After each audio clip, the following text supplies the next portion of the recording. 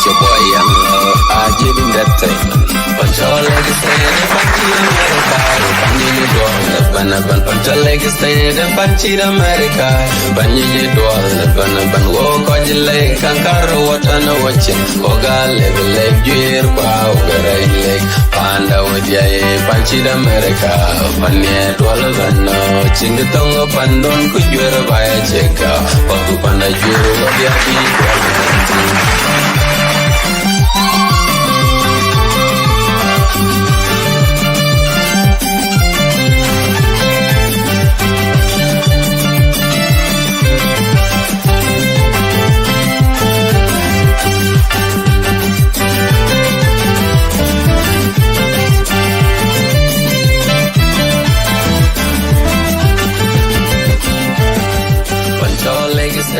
Panchir America, Panji Dwala, Panapan Pantaleg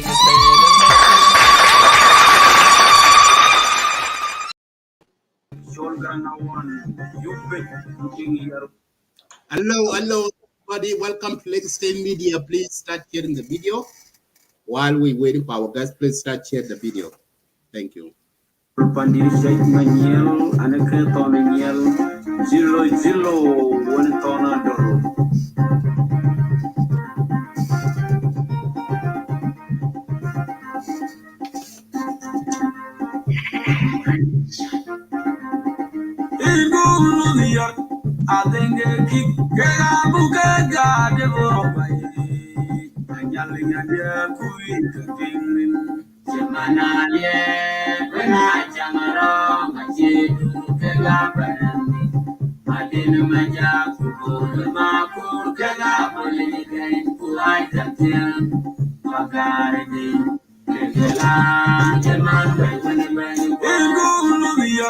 I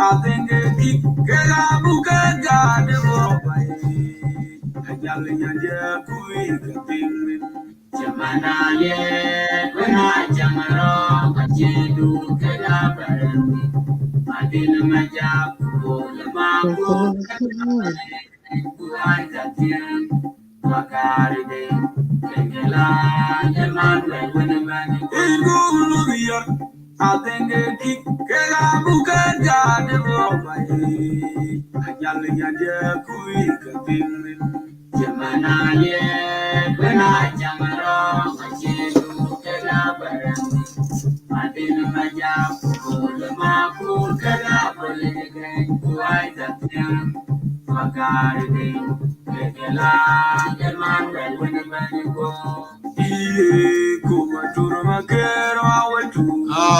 Welcome, guys. Welcome to Lake State Media. We are live with our guests. Please start share the video, and we will start very soon. Shortly, we will start watching. Start sharing.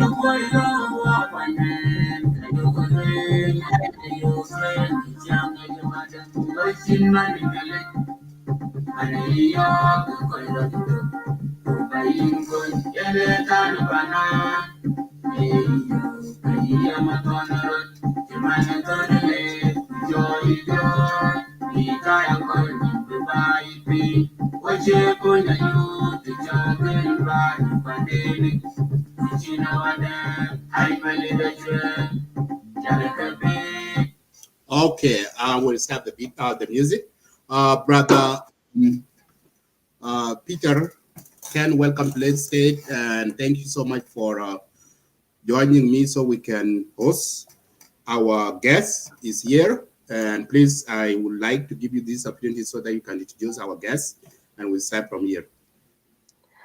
All right. Thank you again. Thank you, Brother Madid, and welcome everyone. I guess it has been, what, 6 or 7 months? For those who are wondering, life is something. I was carried out by life, and I'm still carried out. I will show up from now and then, maybe 2 months, 3 months, 1 month or later. But I'm here today just to give a hand to Madid a little bit. He's sleepy, you know. My boy, he's one of the hard working men. Even if he is always accused, he's getting a free money, right? Yes. I'm getting the money from uh, President. I just want to make sure Bramadi doesn't fall asleep like the rest of the show. So Yeah, that's I don't want to be like Billy Look.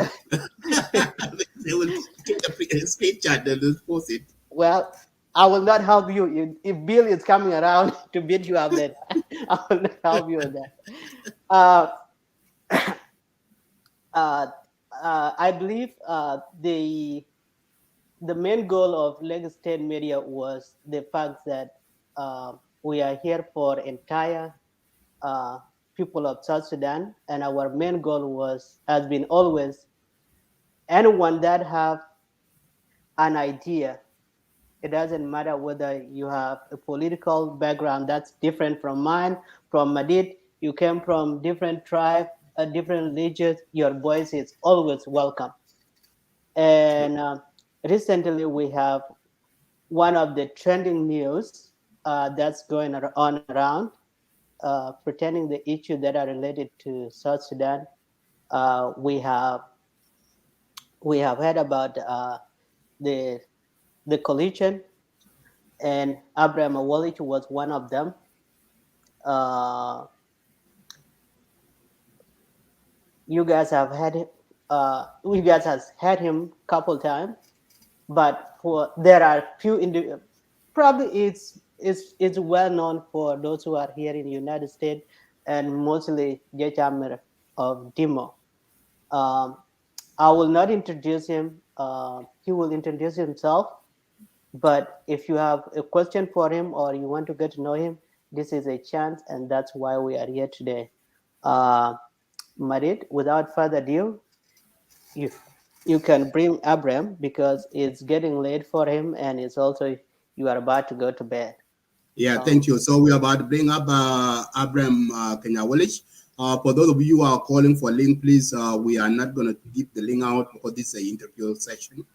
So welcome, uh, brother Abraham Awolich. Welcome to Lake State Media. So this is Peter and I will interact with you based on questionnaire. Um, First thing we want to do is now is it has you introduce yourself. Who is Abraham Awolich?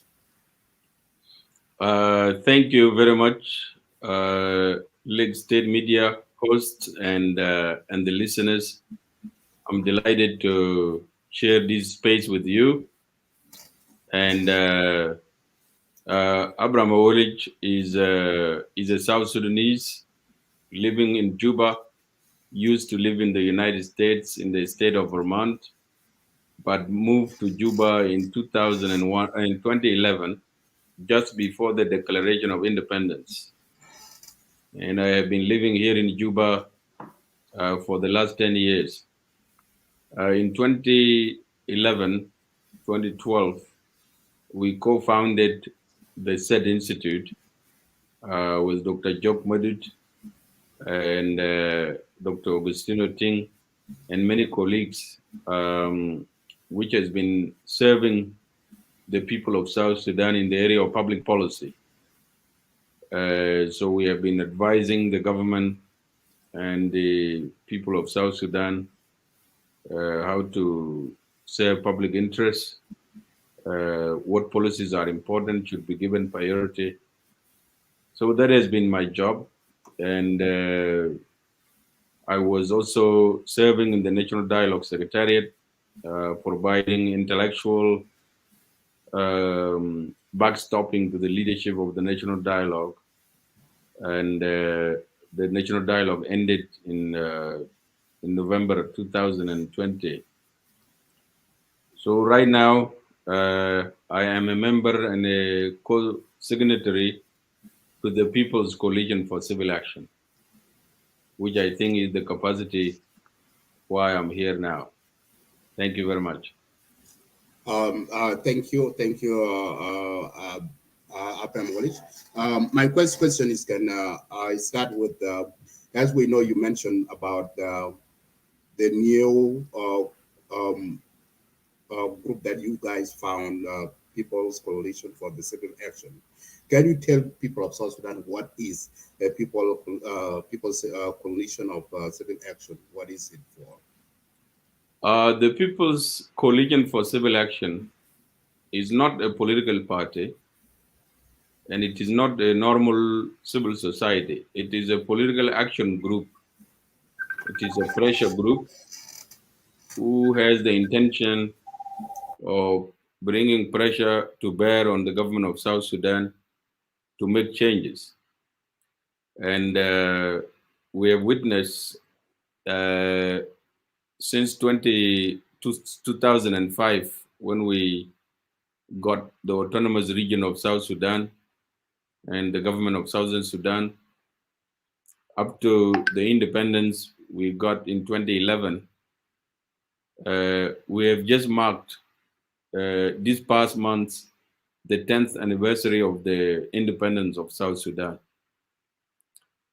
So, as concerned citizens and intellectuals of South Sudan, we sat down and we reviewed the past 10 years of our independence, what we have achieved as a country, and what are the major developments that we have seen.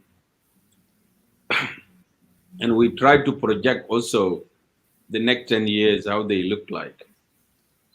And we came to the conclusion that the past 10 years have been failed and wasted years through wars, conflict, division, mismanagement of public financial resources, killing, failed political system, lack of vision for the country, and the list goes on. And so we decided that what has brought this? Why is the country in conflict? Why don't we see democracy? Why is there not development? Why are people not being paid? Why is the economy tanking? And we concluded that the reason all these things are happening is because the people of South Sudan have been silent. They have entrusted their future on their leaders to make decisions for them, to run the country the way they want. And we have seen the result is disastrous. It is conflict after another. The peace agreement that was signed in 2018, we also looked at it and we concluded that it has failed. It's not going to work. So I want to tell the people of South Sudan who are listening here that that agreement has failed. It's not going to work. And you might have heard, and I can see here you are running headline news about the fighting that has broken out between the forces of Dr. Riek Machar and that of Garwij Dwal. So technically, we are back to war now. And that is precisely what we had thought and predicted will happen. So we are saying that the transition that was instituted by the agreement is going to fail. We are not going to have elections. And since independence, 10 years later, South Sudan, which was fighting for democracy, freedom, and human rights, has never held a single election since independence. And we are quiet as citizens. So we have decided, as People's Coalition for Civil Action, that enough is enough. We are taking over our country. We want to take our country back from the warlords, from the looters, people who have been stealing the country's resources, and from the killers, those who have been killing the people of South Sudan over the last 10 years. We have had enough of that. And from the cattle raiders, people who have been looting people's cattle and killing people for no justifiable reason. And those who are stealing other people's children. What kind of a country is that? We want to stop all of that, and we have said that we have come to the realization that we can no longer rely on our leaders. They are not taking us anywhere. 10 years is enough, and we have seen what they are capable of doing. They are capable of killing us, dividing us along ethnic lines, and we are rejecting all of that. We are saying, let all the wars be ended. And so we are calling on all the rebel groups, armed groups. We say, you seize all your fire. And we are calling on the people of South Sudan to rise up and to challenge the state and to end and to end the leadership of President Kiir and Dr. Riek Machar. It has been a disaster. So that is what we are calling for. We are calling for popular uprising in South Sudan to bring down a negotiated government. The current government basically is divided between different factions. The power of the people of South Sudan is divided in the market like sweets, like biscuits. You just go and sit with your people and you say, if you join my party, I will make you an MP, and I will make you a minister, and I will make you a commissioner. So now in our parliament, we have people that nobody even remember who they are in their own constituencies. They are not elected, and they claim to be representing people. What kind of power is divided like that? Power must be acquired from people. It should not be distributed like a UN ration in the market. So we want to dissolve that whole thing. We want to dissolve that Artigono, where we have 5 vice presidents. What country is that? You have 5 vice presidents. You have a first vice president.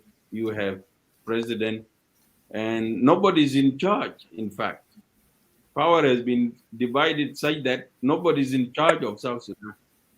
Even President Kiir himself, a month ago, he wanted to graduate police officers that have been in training for 3 years. Who can be trained for 3 years in the military? Military training takes 3 months, 6 months, 9 months, 12 months at most. But you cannot graduate those because the other parties don't agree with them. They say, you keep them in the training, don't graduate them until we bring our own forces and to join them. And they have not been graduated. They are stuck in the trend. So the president cannot even make decisions. So we are saying that time is over. We must take back our country, and the people of South Sudan must rise up and demand change in a non-violent, peaceful manner.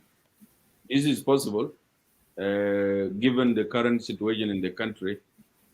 It is possible now because at least Riek Machar and President Kiir are together.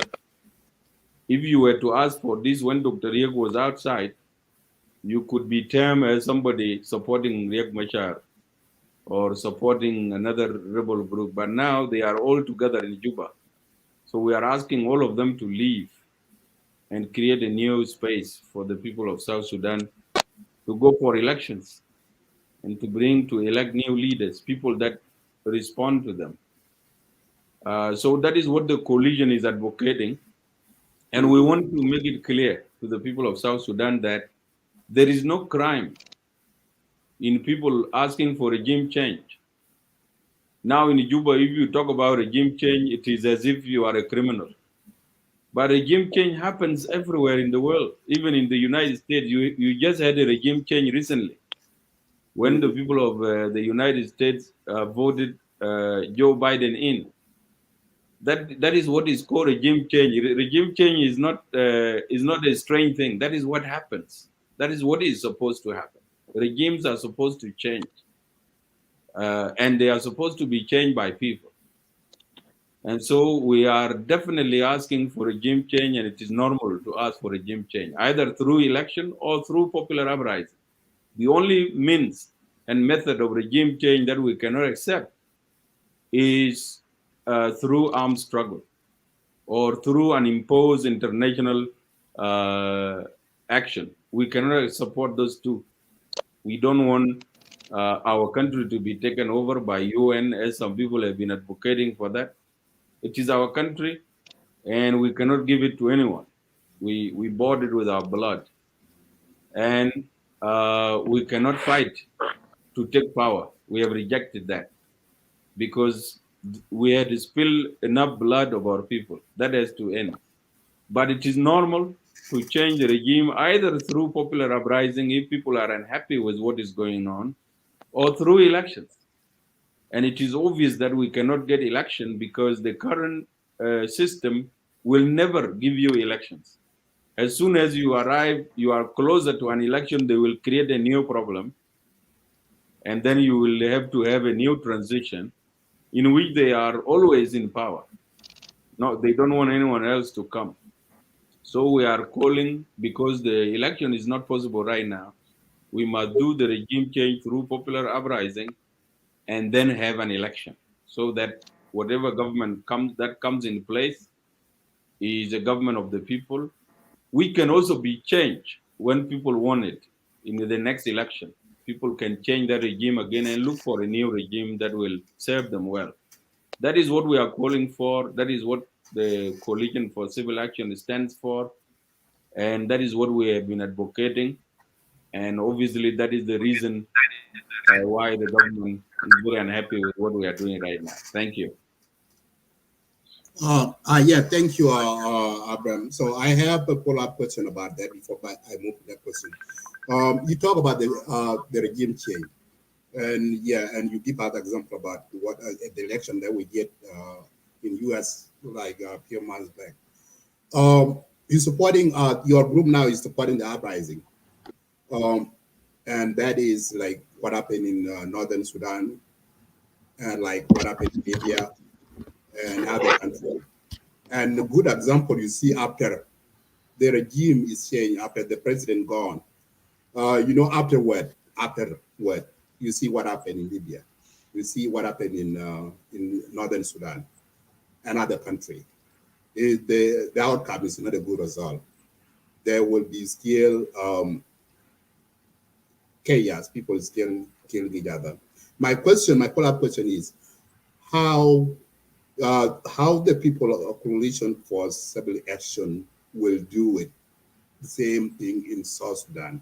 And South Sudan and each other country is different. South Sudan is different than Northern Sudan. Because Northern Sudan, they speak for one voice, but South Sudan is different. We divide in ethnic line, we divide in political line. How can you bring South Sudanese citizens to go out on the street and protest it, and then to do a regime change? How do your group will do that? Thank you very much, Abraham, and I totally agree with you. All changes are disruptive and they can create chaos. However, change, even if it is going to cause chaos and disruption, is necessary, because the current trajectory in South Sudan is untenable. It is unsustainable. And of course, our situation is not like that of Libya. The situation in Libya is totally different. And our situation with Sudan is not that much different. And there have been a number of examples where the people have risen up to bring about change. One of them is our own in South Sudan, when we rose up against the Sudanese regime that was subjugating our people. It cost the lives of 2 million people, but we can say that it is worth it. It is worth it in the end. So we are not asking people to fight. And of course, those divisions are created by the current regime. And we are calling for the unity of the people of South Sudan. They are suffering together. They have no development together. They are insecure. They are hungry. And so the coalition itself will bring the unity of the people of South Sudan. And the coalition itself is advocating for non-violence.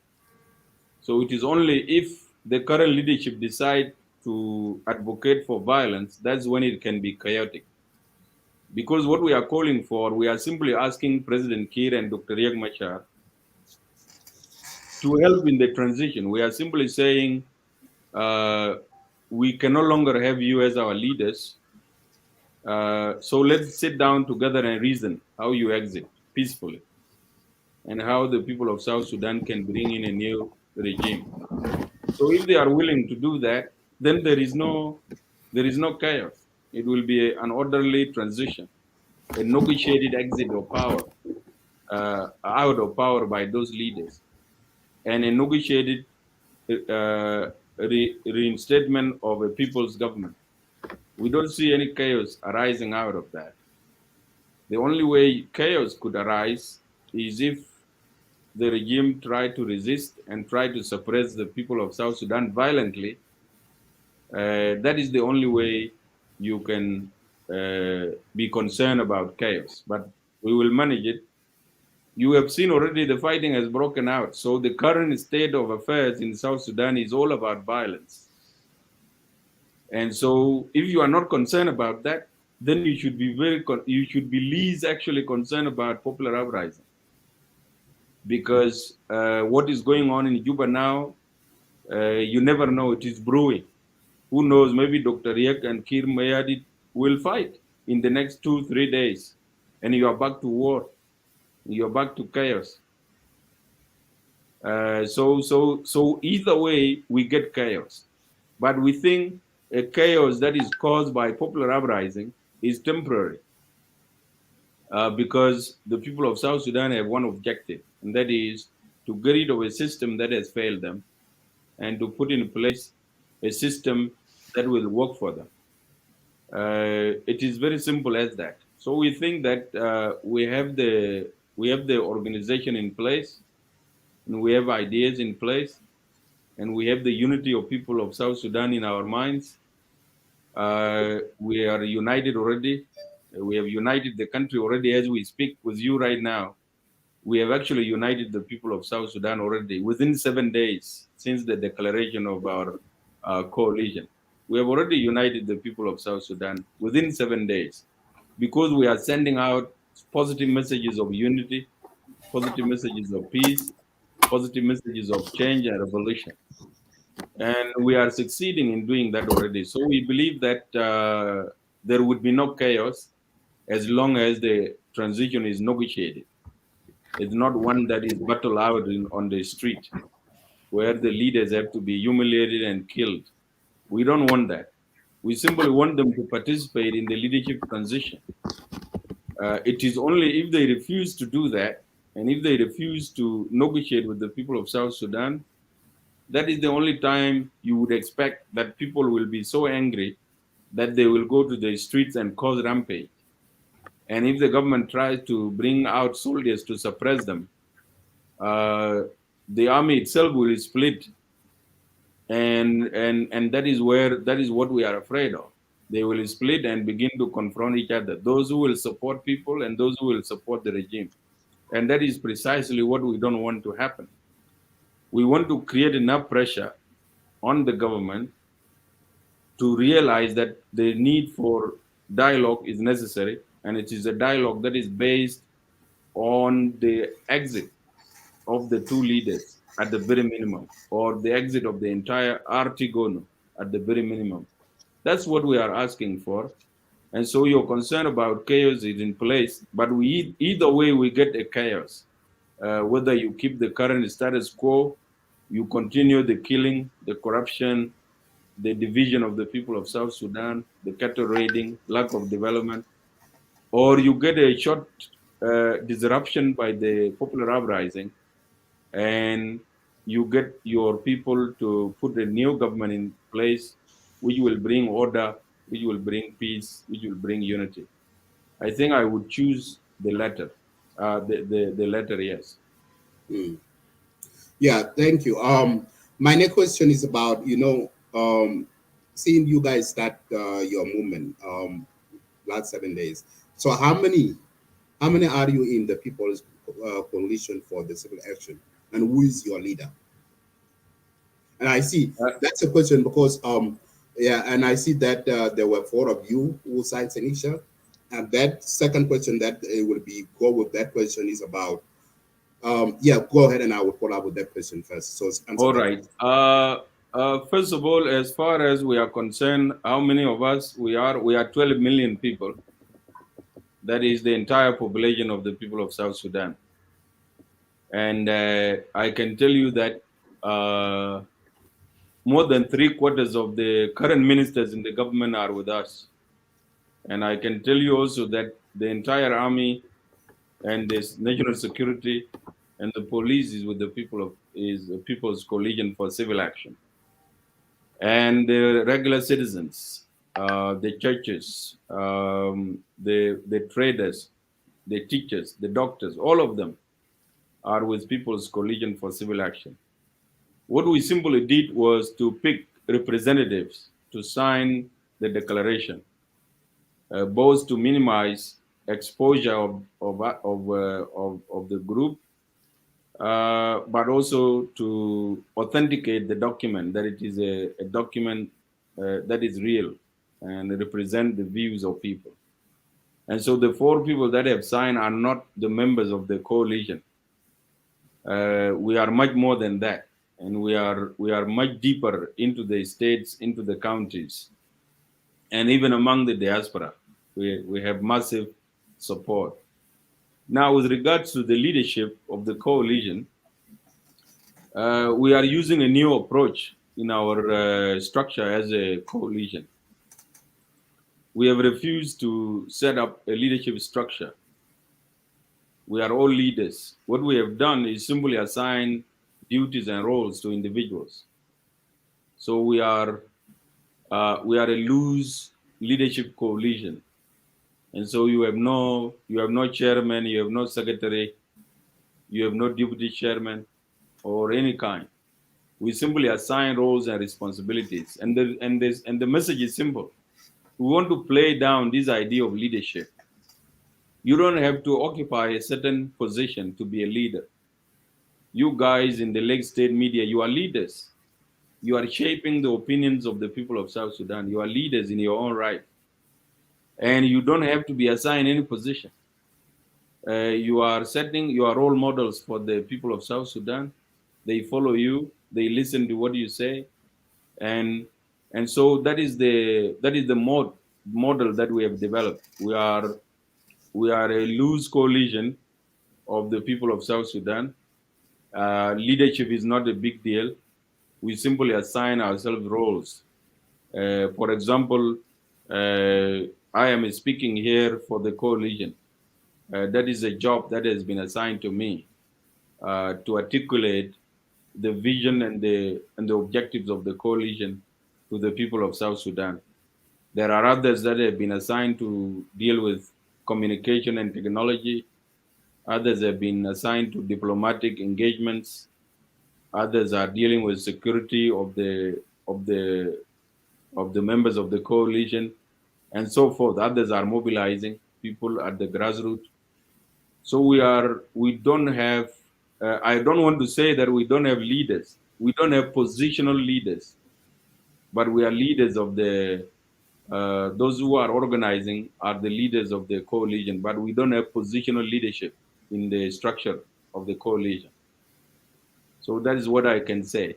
Okay. One of our Lake State media viewers, he sent us a question before when we posted that you are coming. So he sent us inbox us his question. So I won't put that in. So that is going toward that question that I asked you. He has you yet. He has you that. How did Edward Andrew sign the declaration people, the people coalition for civil action on the behalf of people in diaspora? Well, I can tell you that you should not read too much into the idea of signing on behalf. We do not say somebody is signing on behalf. We say so and so is signing in representing this category of people. And so, because of the state of affairs in the country, and because of the risk that is associated with signing this document, we were afraid to ask people in the field within South Sudan to sign the document. We also wanted to be representative of all the regions of South Sudan, Barghazal, Upper Nile, and Equatoria. So within Juba, within our small group in Juba, we could find a representative of Barghazal, representative of Equatoria. And it was a Czech who braved it out, who said, okay, I can sign on behalf of the people of Upper Nile. Other people were afraid. They said we could be arrested for this. So So a Czech volunteered to sign, but he lives outside the country. That's why he was, instead of saying he was signing to represent Upper Nile, or I was signing to represent with Quilagur, Baragazal, and Rajo Mohandis signing to represent Equatoria, we also want to downplay the significance of these divisions. So we simply say, I'm signing for think tanks and academia. That doesn't mean that the academia have sat down and agreed and appoint me to sign. No, that's not what it is. It's like you guys forming what is called Lake State Media. We didn't sit down and agree that you should have Lake State Media. No. So the same thing with the check. He said, I will sign on behalf of people of diaspora, but I'm not signing on behalf of the people of Upper Nile. So that is how he volunteered to sign in the absence of people who want to brave it out to sign the document. And you have seen the consequences we are hiding now as a result of signing that document. And so that's how Edward signed, and that is how what I can explain about that. It is not that you people met and you assign him to sign the document. No, that's not how it worked. It simply volunteered to sign, and he is outside the country, so he felt that his real constituency is the diaspora, not his ethnic community or his region. So he said that he's signing on behalf of people of Nile or people of diaspora, because people need to make it to be clear about this, because the reporters going around on social media, they were saying that it would sign on the behalf of people of diaspora, but we need to make clear, did he sign it for the people of Nile or people of diaspora?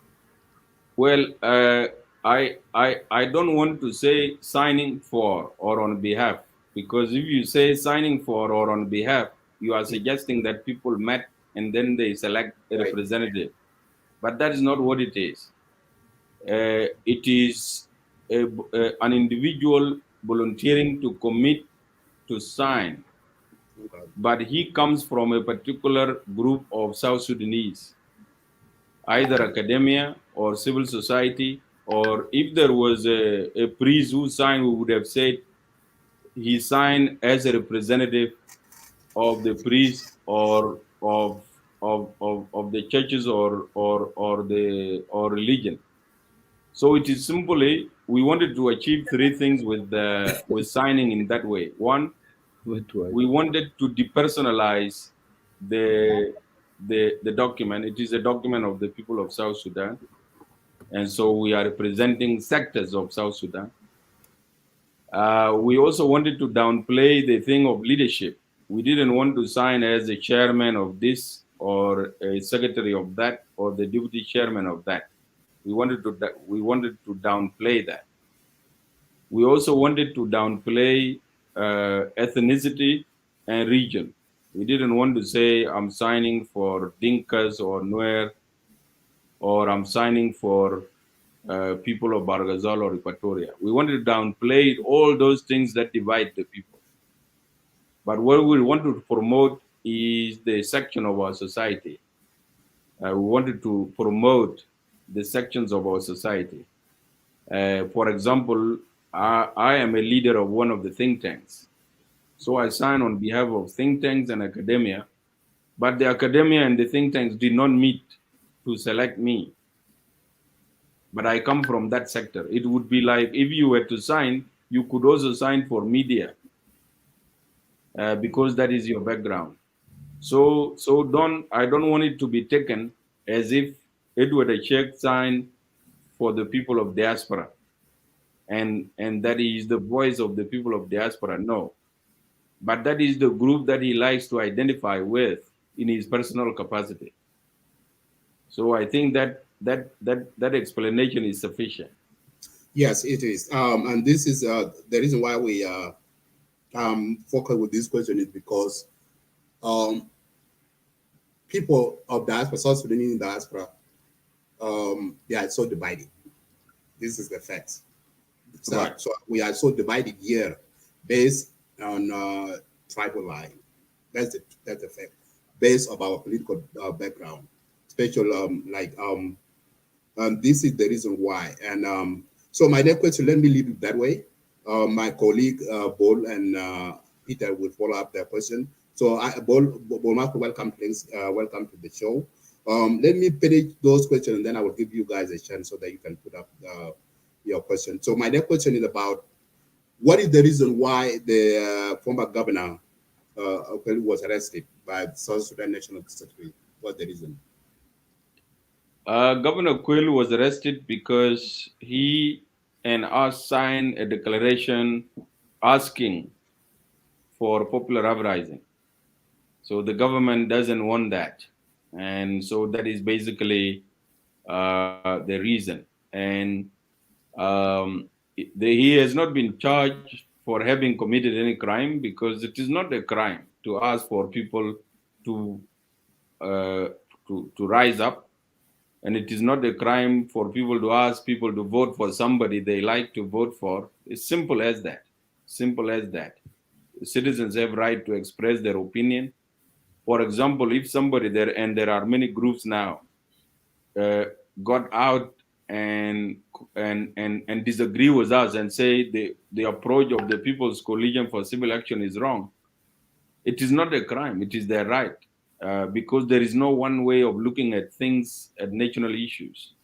Maybe we are convinced in our own way of thinking that our approach is right, but other citizens may say, "Well, we have issues with that." And it is a good thing to have in a country, to have people having different views about things. And so Aguero Quell believes that the leadership crisis in South Sudan, the leadership failure, the failure of government and conflict cannot be ended as long as the current system is in place. And so the better thing to do is to replace that system. And since you cannot have elections, which is the better way of replacing government, it is better for people to go to the street to demand that their power is returned to them, the power to elect leaders. So those who are in power obviously don't like that, and that is why he was arrested, and that is why I'm being pursued with the other colleagues. Yes, as you see, so you said that you are in a high. So how are you right now? So that's my next question. You mentioned a little bit. How are you? Are you safe? You feel safe where you are? I feel very safe and very confident of my security. I have a lot of protection from the people of South Sudan, and through some people who know what to do, they have been guiding me how to stay safe and how to continue to speak. And I want to make it clear to the listeners that I'm not hiding because I'm afraid that I could be killed or I could be jailed. I fear none of that. What I don't want to happen is to silence the voices of people that have spoken out and who have captivated the attention of the country. So I want to continue to speak, to propagate our ideas, to continue to mobilize our people until they achieve their freedom. That is why I'm hiding, because Governor Quill right now, because he's in jail, he cannot speak out anymore. But we are speaking for him. And so I will continue to hide. I will continue to be evading responsibility, state power, so that I can continue to propagate these ideas. And I know I'm doing this within the constitutional bounds of the Republic of South Sudan. I'm not doing this outside the law. I'm not raising arms against the government, which is a crime. Um, and I'm not colluding with foreign forces to get rid of our government. I'm simply asking the majority of the people of South Sudan, who have the sovereign power given to them by the constitution, to use their sovereign power to take back the power which they had conferred on the current leaders and that which they have misused. So we want them to take it back and give it to somebody else whom they like. So that's what we are advocating for. We are doing this within our constitutional rights as citizens of South Sudan. So I'm hiding, yes, but I'm safe. And I want to assure our people that they should not worry about my safety. I'm being protected very well. And although I have to look over my shoulder regularly, I feel very confident and I feel safe. And I also want to add many of you in diaspora, those who love me, those who care about me, and I'm happy to see my comrade there, Bol Makur, the man that we were trained together in the SPLA as young people, and we lived together in Kenya. So I'm happy to see him. So I know many of you care about me. You want me to get out of South Sudan and to return to the United States into safety. But I have a moral dilemma. And the moral dilemma is that I have signed a document asking people of South Sudan to go to the streets. And if they go to the streets and they are suppressed by the state and some of them get killed or injured, and then I'm hiding in a comfort place, morally that doesn't look good. So I have to be in the trenches so that I can walk the talk. So that I just don't talk, but I am facing the same threat, the same fear that our people will be facing. And so when this objective is achieved and I need comfort, if I cannot make South Sudan comfortable enough for me and the people of South Sudan, then I will return and take a break. But for now, I will stick it out here until our objective is achieved. So you are not planning. So you are not planning to leave the country or go to the safe place. You are not going. So you are not planning to do that. I feel very safe now. I'm not planning on leaving and leaving the soldiers behind. At least that is what we were trained to do. You stay together as comrades. Obviously, those who are propagating ideas must be protected so that the light doesn't go off. But you don't get protected too far away from the center of the activity. Otherwise, you get detached. So I don't plan on leaving the field anytime soon, but I'm not planning on being captured or being arrested. I will make sure that that does not happen. Yeah, you know the reason why people are worried about your safety because what happened to Carbino. So the outcome of Carbino, that's why people are worried about it. So what do you think about that? So how do you feel when you think about the Carbino issues and your streets right now? How do you feel about that? Well, I think that my situation with that of Carbino is slightly different, but that is not to underestimate the ability of those who have learned the art of killing from doing what they know the best. But I have not taken arms against the state. I have not committed any treasonable reason for me to be killed.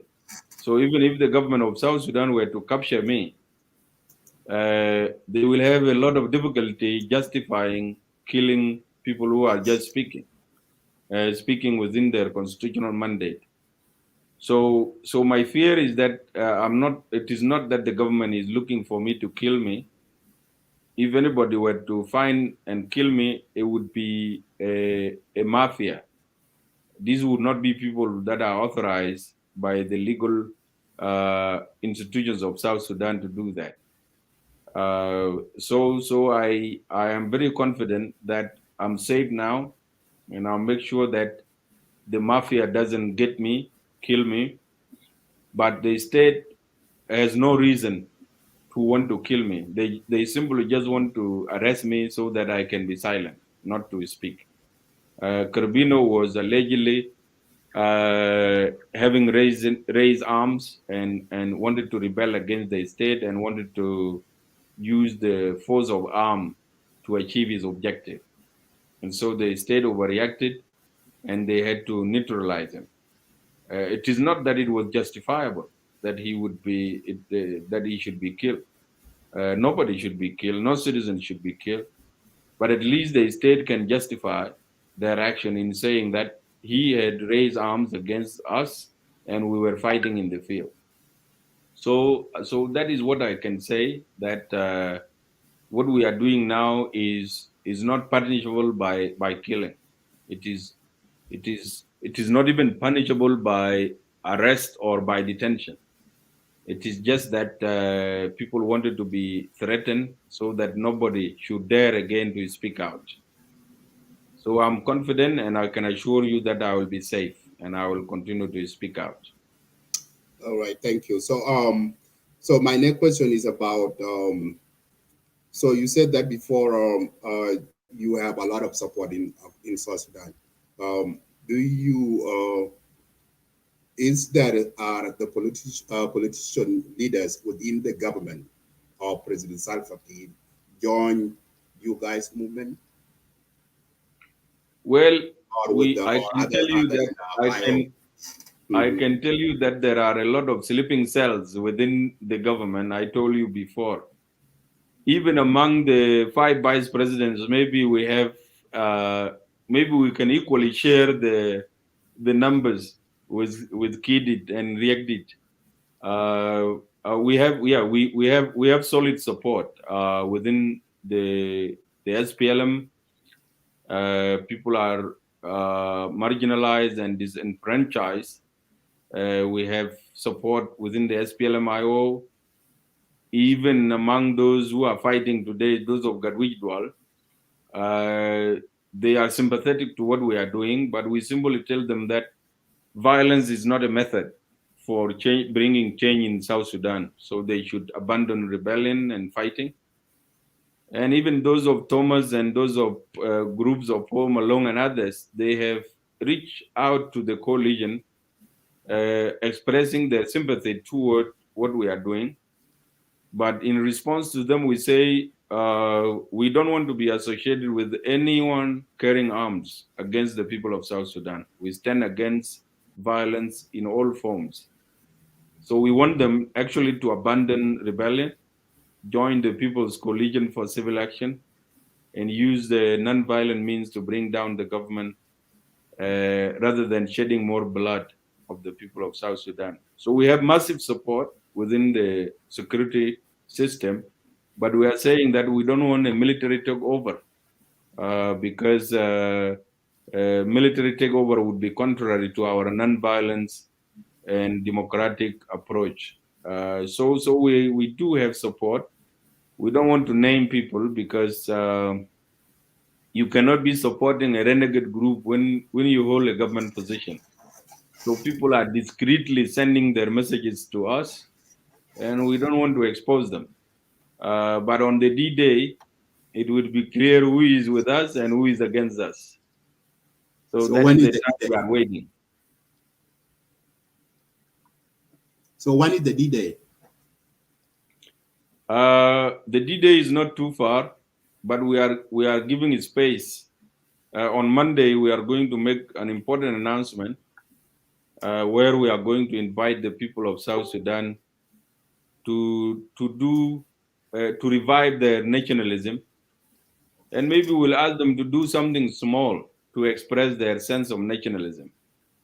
We don't know what we are going to ask them to do yet, but we will send a message to them that they can do a small act that shows that they are nationalists and they are proud of their country. Maybe we can ask people to go out to sweep the streets of Juba and clean the city as a way of expressing their nationalism. Maybe we'll ask people to go and take care of street children.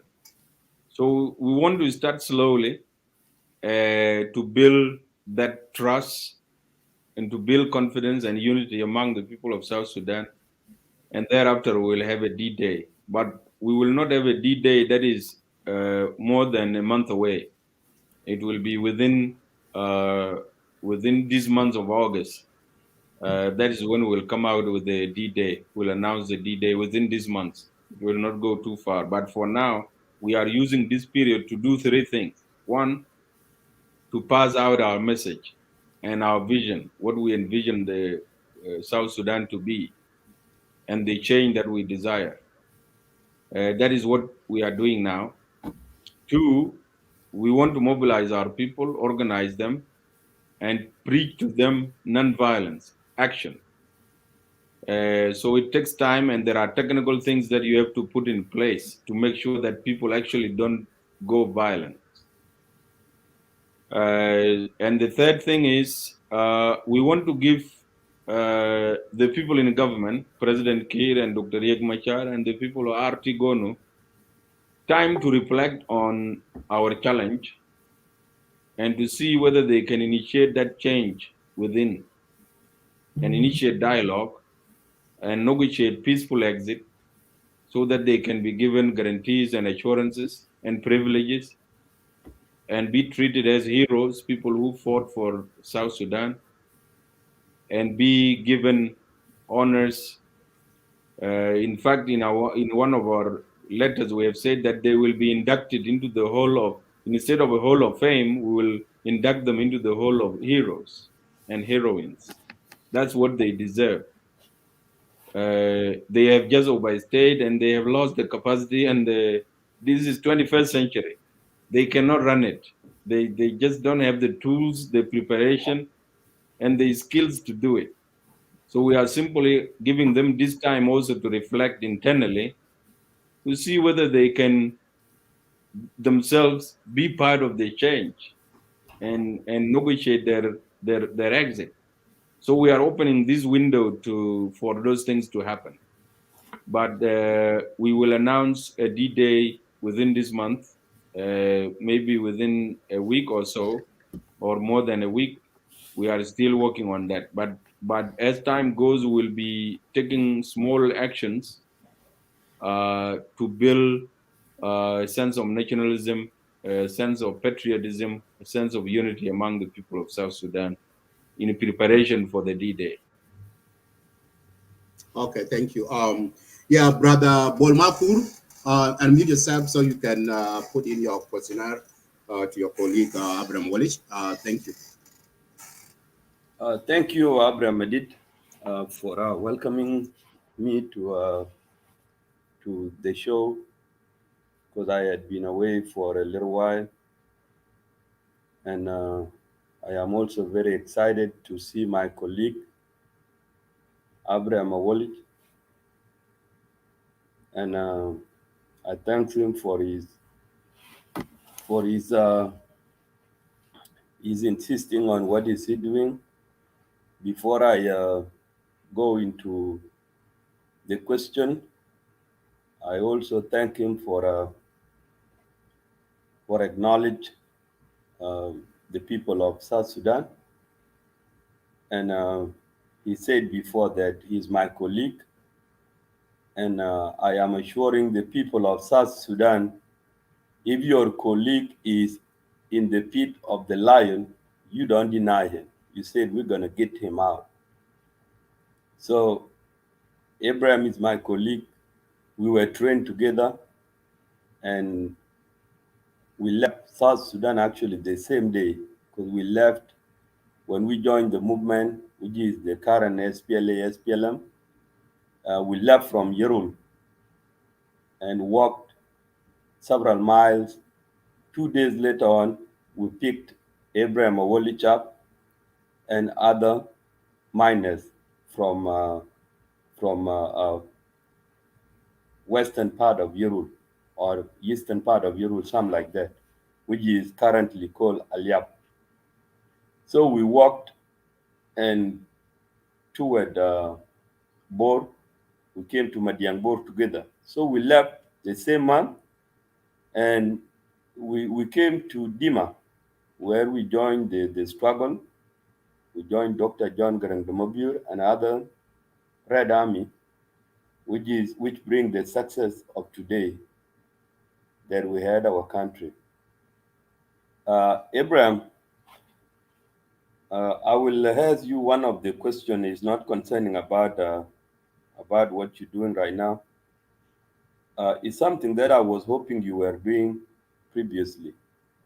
Uh, I know that you were the leader of the Sud Institute, which I follow sometime to see what you are doing. And then later, I find out that you are one of the people who is leading a peace dialogue.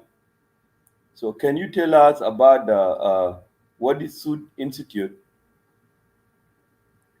Okay. Well, we co-founded the SET Institute in 2011, but it was formally launched on the 12th of May 2012. And our objective then was to generate knowledge related to public policy making, to help advise the government of South Sudan of what the people of South Sudan believe are their priorities. And we do this in three ways. We gather data, analyze it, and publish it as a paper. And then we also organize public events where these papers are presented jointly with policymakers. And so over the last 10 years, that is what we have been doing. We have published nearly 300 articles related to public policy in South Sudan. And we have held nearly 300 public events where these policy papers and recommendations are discussed. We have also been engaging behind the scene with Parliament, with the Office of the President, and a number of ministries on specific policy issues. For example, one of the key issues that we have been focusing on is the fact that the production of oil in South Sudan has severe consequences on the health of our people.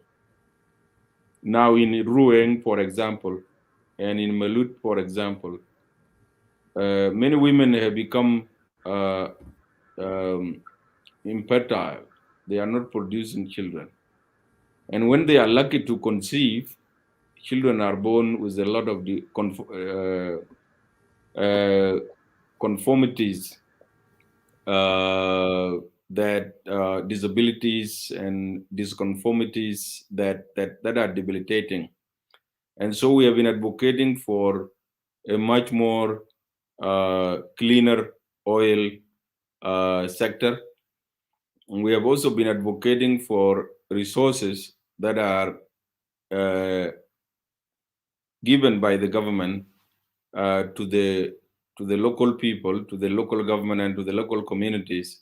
That money, even though it is by law that communities should be given 3% and producing states should be given 2%, that money has never gone. And so we have been working very closely with the Council of States to make sure that resources that are due to the people of oil producing areas are given. And so that is one. We have also we were also the intellectual power behind the concept of the national dialogue, which was initiated in 2016 by the president. And we have been participating and providing guidance and intellectual power to the leadership of the national dialogue, which was led by His Excellency Maulana Belalier, together with Honorable Angelo Beda, and then Bonomo Walmadut and Francis Mading Deng as the leaders of the national dialogue. So we have been working with them with the task of asking the people of South Sudan what went wrong in the country. And the report of the national dialogue is very clear. The people of South Sudan said what has gone wrong in the country is that there has been leadership failure, and the vision for which the country was liberated has been abandoned, and there has been too much power struggle and political stalemate. And so Angelo Beda, Uncle Abelalier, and Uncle Bonomalwal Medut, they made a recommendation that in order to reset a political system in South Sudan, both President Kiir and Dr. Riek Machar must step aside. And so it is, and there were many other recommendations that were made. I participated in the dialogues when the people of South Sudan sat in Wow, and they sat in Juba, and the people of Upper Nile also were brought to Juba, and they dialogue among themselves. And then they were brought together in Juba in what is called the National Conference. They spoke very eloquently about what they want, the system of government they want, the resource sharing formula that they want, and the number of states that they want. And all these things were compiled and given to His Excellency President Salva Kiir Mayardit. And that was the end of the story. He went and put those in his shelf, and no one has heard ever anything about the national dialogue, a process, a massive process that has taken a lot of resources, and it taken 4 years. And so we are inspired by what the people of South Sudan said in the national dialogue. And that is precisely what we are advocating for, that the two leaders must exit, that a new political dispensation must be born in South Sudan, that the country need to be reset. We need to restart again so that we can move our people forward. So that is what the SET Institute is, and that is how, and that is what the national dialogue has been. Thank you very much. Thank you, Abraham. When I was listening to your speak before, you said that you have formed a coalition, but none of you step forward yet to say, I am the leader. Is it because among you guys, you don't want to start cause in a early stage? That's why none of you step forward to say, hey, I am the leader of the movement. And actually, that question did not come from me. I just frame it. It's come from a board. Okay, well, I can tell you, my brother, that it is not that we are afraid to step forward.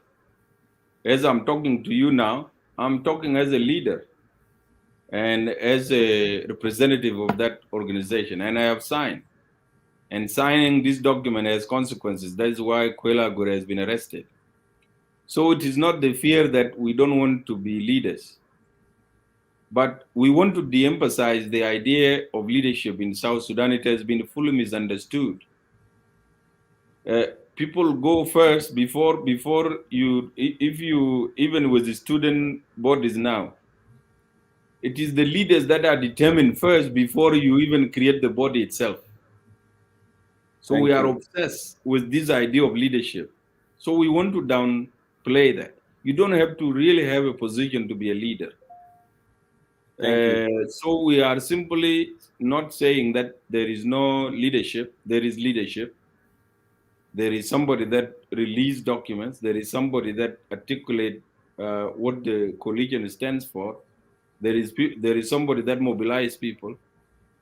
What we have tried to downplay is the idea that this is not about positional leadership. This is about leadership of ideas, leadership of action, people doing things.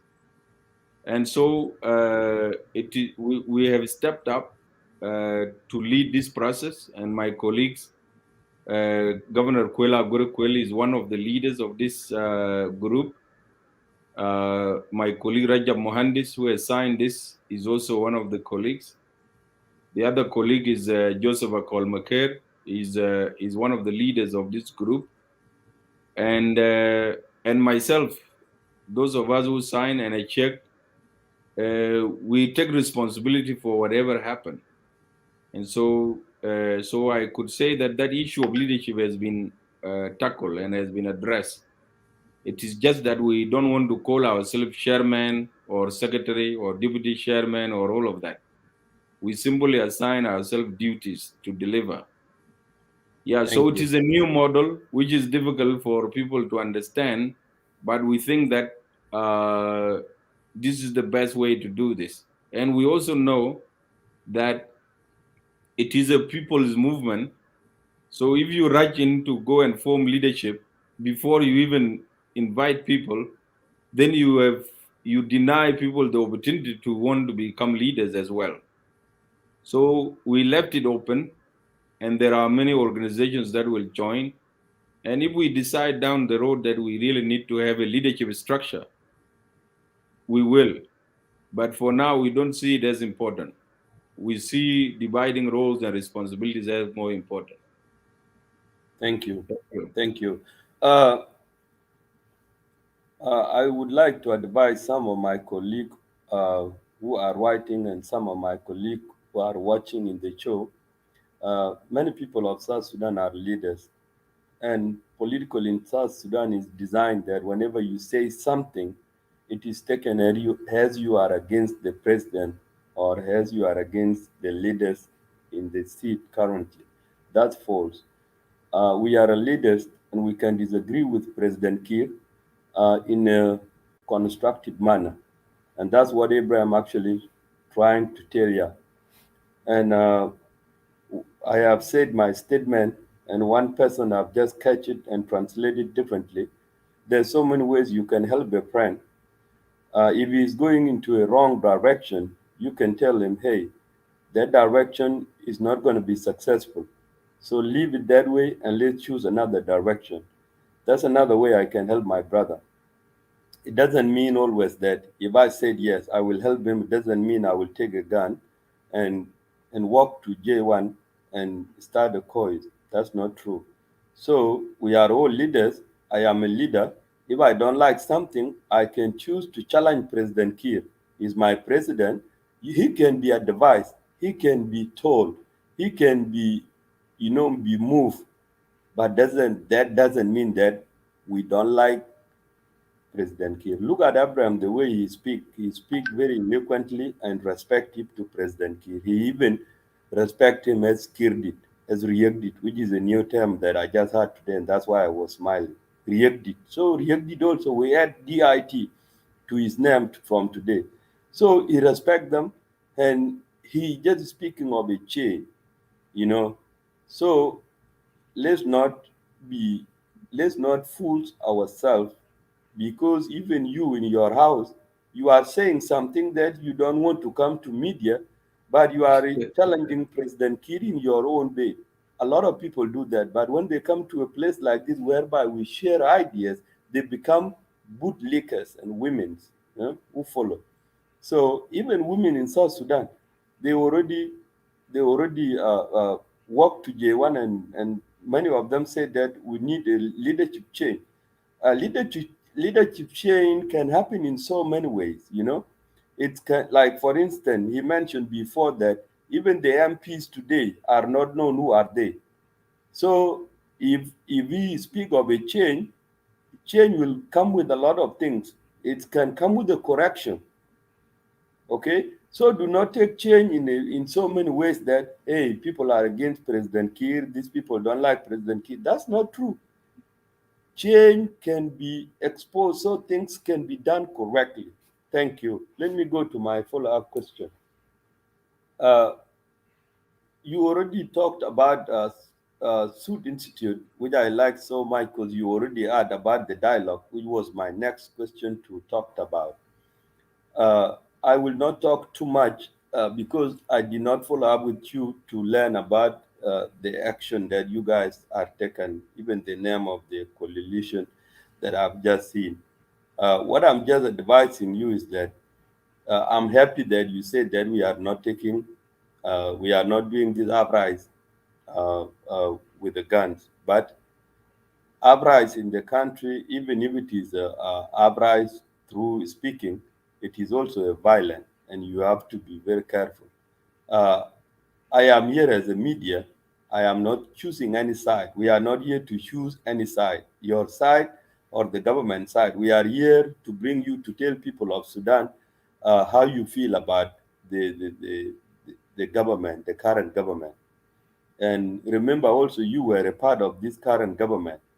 And my follow-up question with you, you said that uh, you were one of the people that research and report to the government, and you were one of the people that who had made dialogue, and you tell President Kiir and Riek Machar that you have to step aside. Have you guys, your group of national dialogue, have you come and represent the paper that said you have to step aside? Have they seen it? Have they heard it? Have they heard it? Absolutely. First of all, I want to thank you for your statement that everyone in this country is a leader in his own right, and that people can disagree respectfully. There is a difference between disagreeing with a leader for his policies and hating him as an individual. Personally, I have interacted with President Kiir. He's a very good man as an individual. He likes people. He jokes a lot, and he remembers people. And so I have no real problem with his person. And I don't think anyone listening to me should have a problem with President Kiir as a person, unless you really have a personal problem with him. What we are having problem with him is the leadership. He has not done a very good job as a leader, and he has allowed the country to be wrecked in his hands. He encouraged rebellion. Everybody take arms and they go and spend 7 days in the bush. Then he will send people to go and negotiate with them, bring them back, and they will give themselves ranks. So even if you call yourself a major general in South Sudan, it doesn't have value.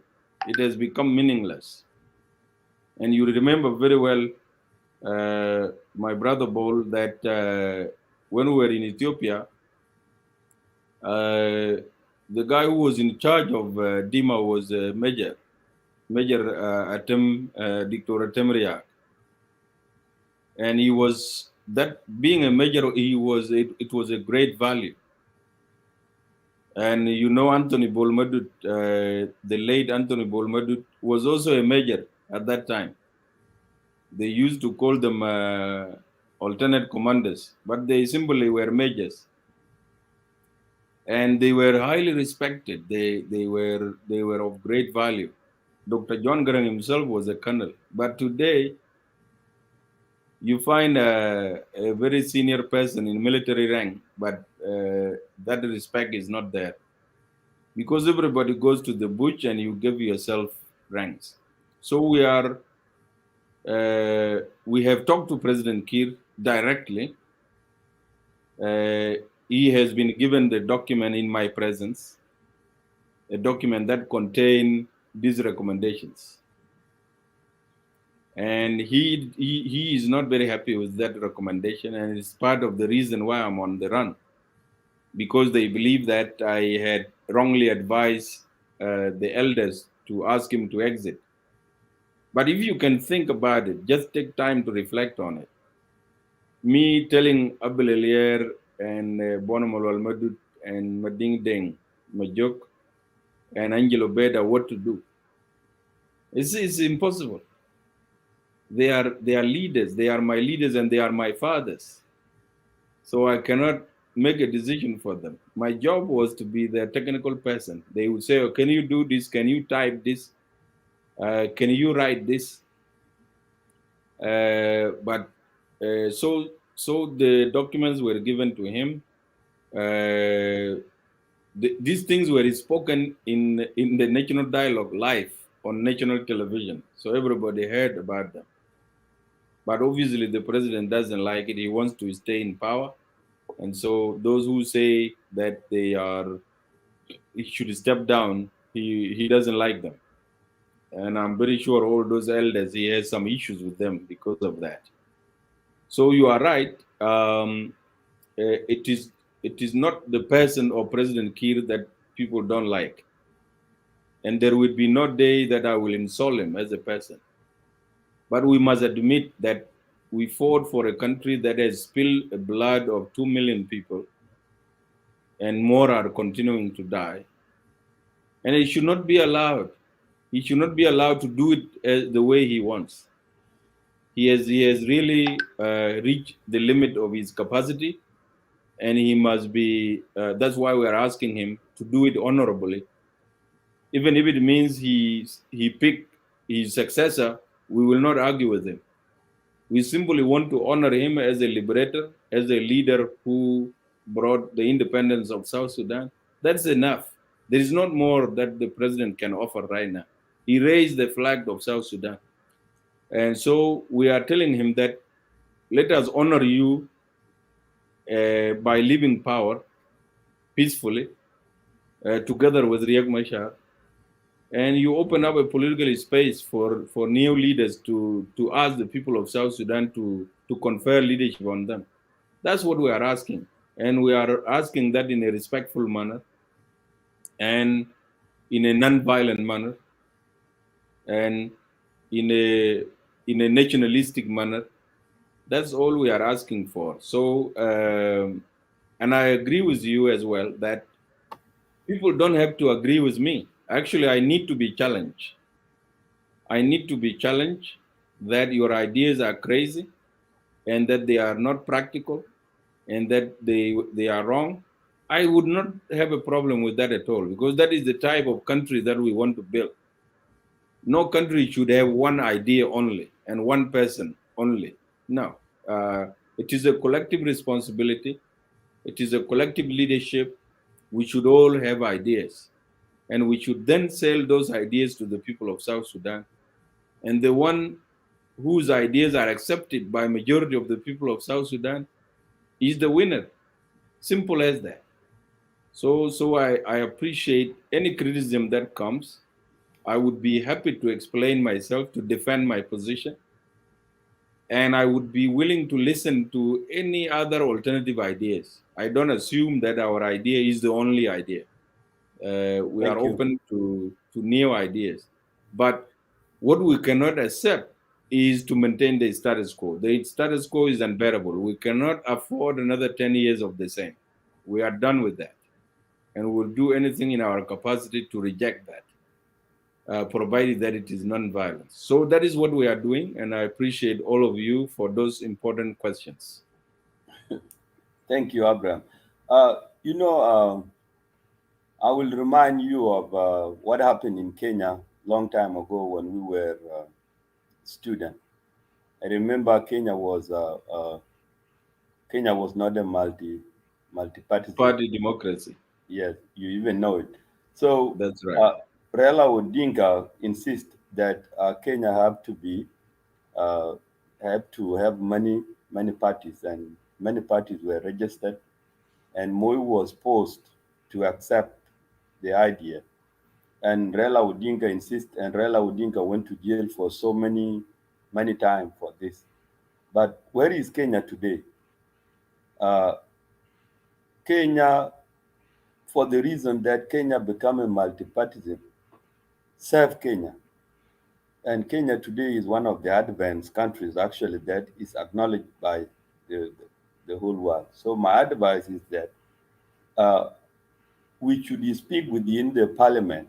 So President Kir actually have to hear this all the time and to let him know that the change cannot be, this change is not being taken out as a fight with the guns. And it is something that South Sudanese demand because the change within is more important because we have just came out from the change that happening last time 13, 14, 15, 2013, 2014, 2015, and we don't want another things like that to happen so our people can shed blood. And that's why I remind of such a change that happened in Kenya. So change is not bad all the time, but change should have a direction. Okay. change should have a good direction. So our people also need to learn that when somebody stand up and speak for change, you don't need to attack him personally. You need also to be very constructive, okay? Because like I said before, we don't need to fool ourselves. You are a leader on your own way, and see other people that speak for change as also very important, because we don't need to agree with your idea, and you don't need to agree with our idea, but be competent. Just be competent. That's what I'm trying to tell people, because the reason why I speak like that is because of how people of South Sudan writing sometime when somebody come to show explaining his ideas of this should be done this way. So don't agree with him, but be competent. I will stop from here because I'm still learning about your movement. So I don't have knowledge about it yet because I just heard about it today. I will stop here and I will give a floor to other colleagues. And if there's a follow-up question like the one a good brought to me, I can read it to the people of South Sudan. Uh, that's what I am saying. God bless you. Thank you very much. And we'll share with you, or I'll ask your colleagues to share with you the declaration. At least that will give you a good idea of what we are trying to do. Yeah, thank you, Paul Maku. Peter Ken, I will give you are the next. Before you come in, Peter Ken, there is a question that one of our audience sent me in the inbox. So he really need you to answer that, Abraham Awolich. So he has you regard the ideas of the people coalition for this civil action on as a Western interest. So that's a question that he sent me in the inbox. Can you answer him? Okay. Okay. So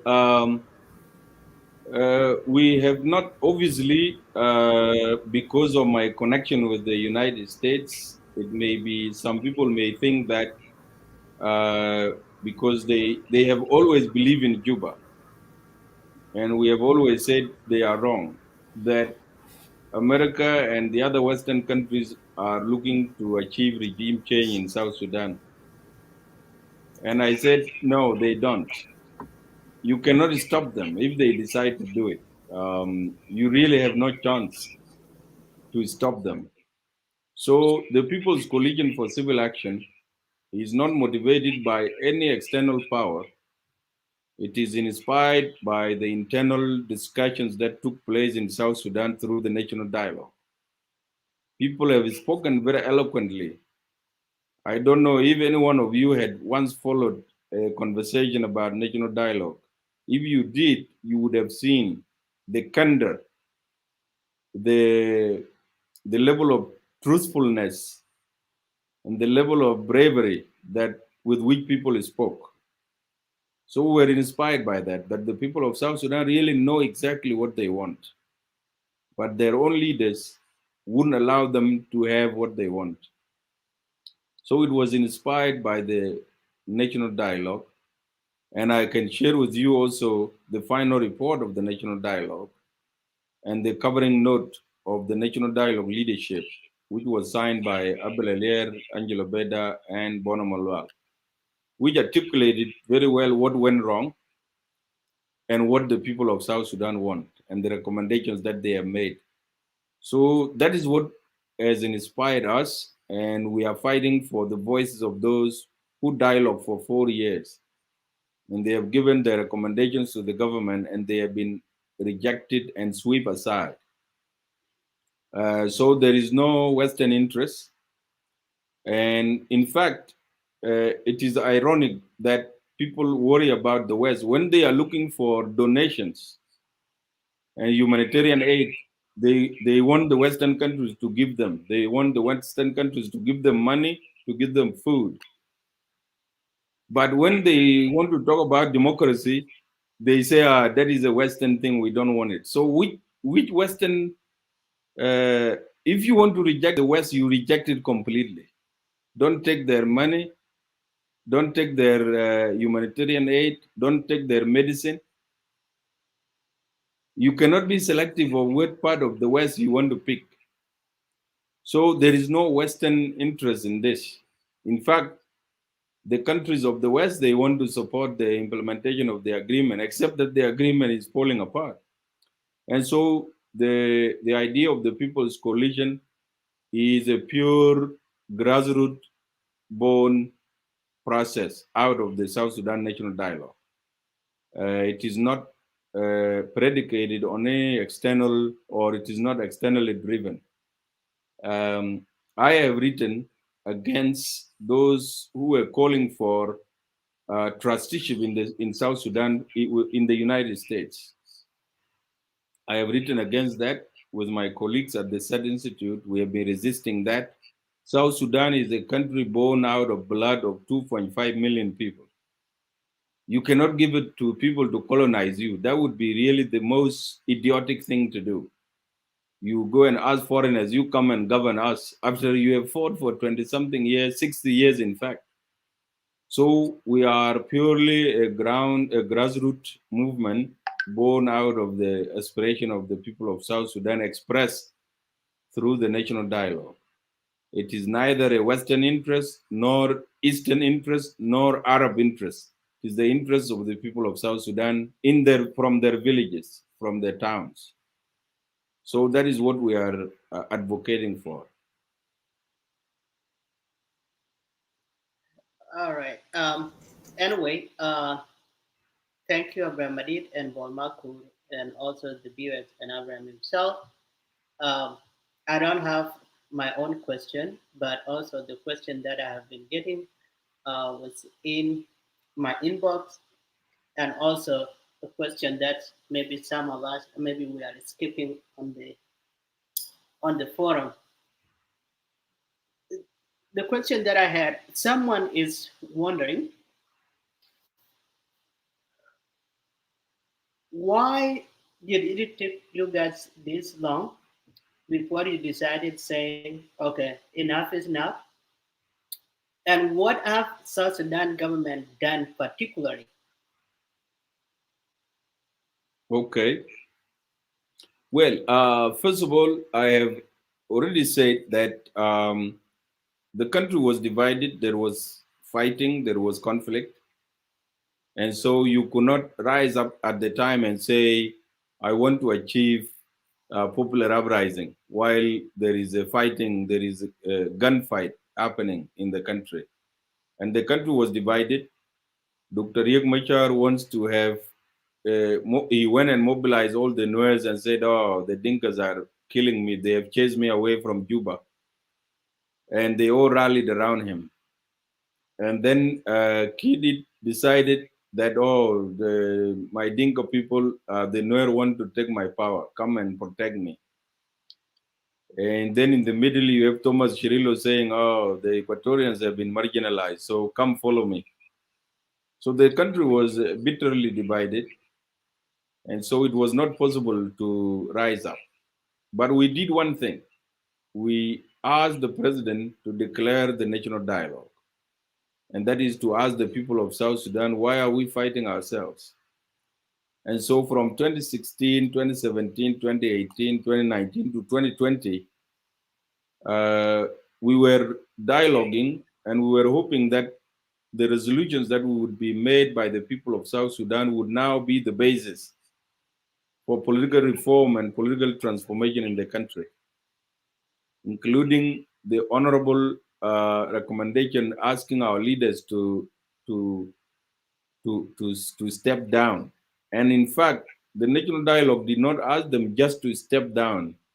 They said, okay, you could either step down now or you tell the people of South Sudan that you are not going to run again in the next election. That was the recommendation. But the president and his government decided to reject that. Even after people have labored so hard to speak the truth, the president decided with his government to ignore the voices of the people of South Sudan. And so it is the fact that we made an investment to unite the country, to build the country, to agree on the common vision for the country through the national dialogue, The fact that it has been sidelined is what has provoked the uprising now. And so the opportunity is clear. Uh, all the political leaders are in Juba. They have an agreement. They are in the government, and they are not delivering on the national dialogue or on the peace agreement. So we see it as an opportunity to tell them, all of them, that they should go, and nobody will accuse us of siding with either Riek Machar or siding with Kir or siding with Thomas Shirillo and other leaders or Lamakol. We are simply siding with ourselves as the people of South Sudan. And we are telling them that we have had enough of this political game. So that is what took long. That's why it took long. There was no common ground. People were divided. But now there is some unity. It is just that we have a unity government that is not delivering on anything. If they were delivering on things and there was a clear path to elections, we would not be talking. I would be doing my job and getting my paycheck. I would not even bother to crack my head. It is the fact that they have failed, they are not doing anything, they are not delivering. The peace agreement they signed, they are not honoring. And the national dialogue, which they declared, they are not honoring. That's why we said enough is enough now. You cannot play games with the people of South Sudan. The time is up. We want our power back, and we will confer it on new people. I will keep mixing the question and also the question that I'm picking out from the chat. Well, one person has what? How is your coalition change with the different from React and Namakol? Okay, so the well, Dr. Yeg has never said he wants to bring change. He wants power. So there is a difference between somebody who wants power and people who want change. We are not looking for power. We are looking for change. And Dr. Yeg wants power, which is that President Kiir must go and I must sit on the seat. I'm not saying that. I'm not I'm not saying President Kiir, you leave and let me sit in your seat. I'm saying I want change. And it doesn't matter who becomes the next leader of South Sudan, if he's treating our people well, if he is able to unite people and is able to provide services. I will go back to my said institute and continue to advocate for policy. And so the difference between us and Dr. Riek and Dr. Lamakol is that we are not seeking power, we are seeking change.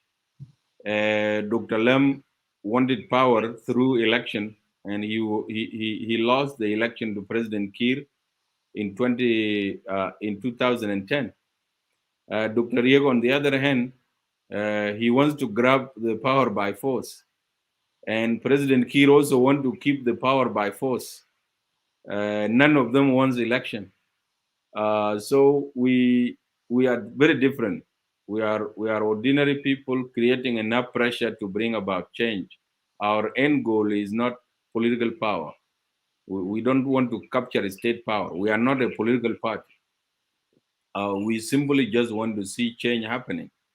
You have seen people rising up in the United States, the group that became known as Occupy Wall Street. They wanted to put pressure on the government to make changes to the way business is done in America. So that is a pressure group. They were not looking for power, but they wanted change. That is like us. You have seen also recently there is a group calling itself a Me Too movement. They are not looking for power, but they are challenging political leadership to make change, to bring about change so that women are not abused. So that is the difference between us here. We are not. I'm not saying I want to be next president of South Sudan. I deserve it. I'm a citizen. I can ask the people of South Sudan if I have good ideas to elect me, and they can confer power on me. I have no issue with that. But I don't want a shortcut. I don't want to say, President Kir, you leave now, it is my turn. That's not what I'm doing. That's not what my colleagues in the coalition are doing. We simply say we have had enough of the failed leadership, failed government, corruption, and all the things that you all know. I cannot explain to anyone.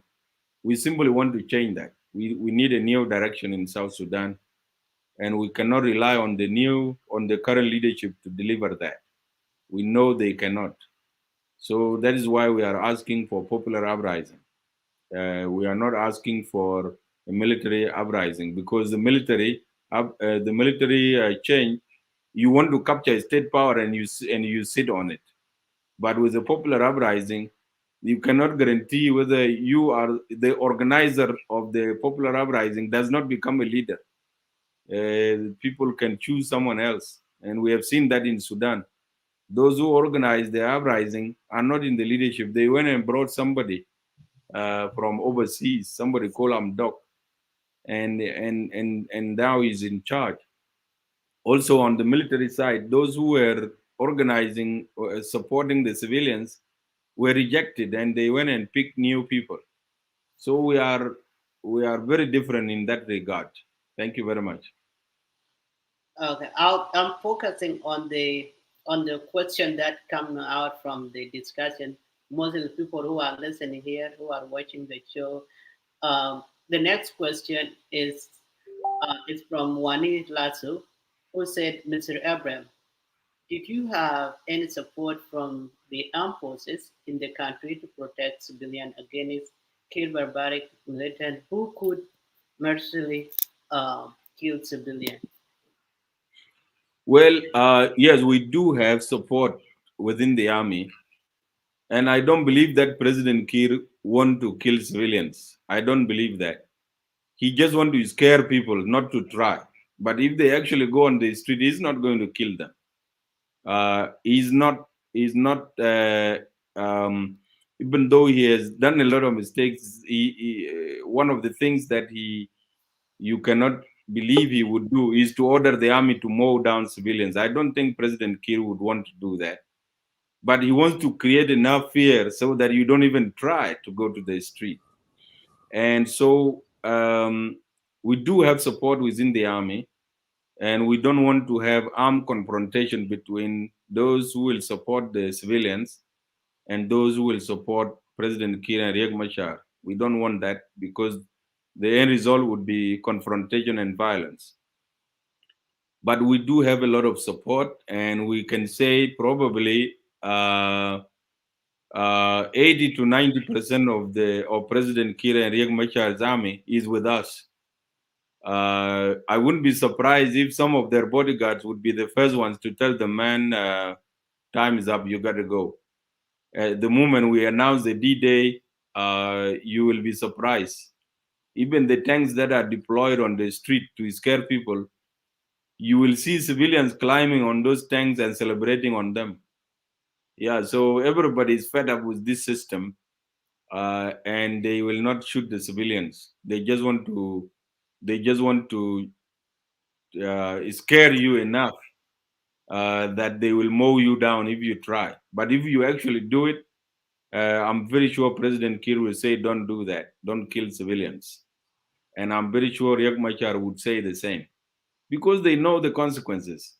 It is crime against humanity to do that, and they know that there is a court called the Hague if you do something like that. So they want to scare the people of South Sudan. So I want to assure them that nobody will shoot you. If they shoot you, they will be shot by their own bodyguards, and we don't want that to happen. So let us go to the street. We will have no one to shoot us. One of the questions that is up on the top of the comment, um, if I can recall it, it said, "Well, you are in hiding. Um, the other colleagues are also in hiding, and Quill is in jail.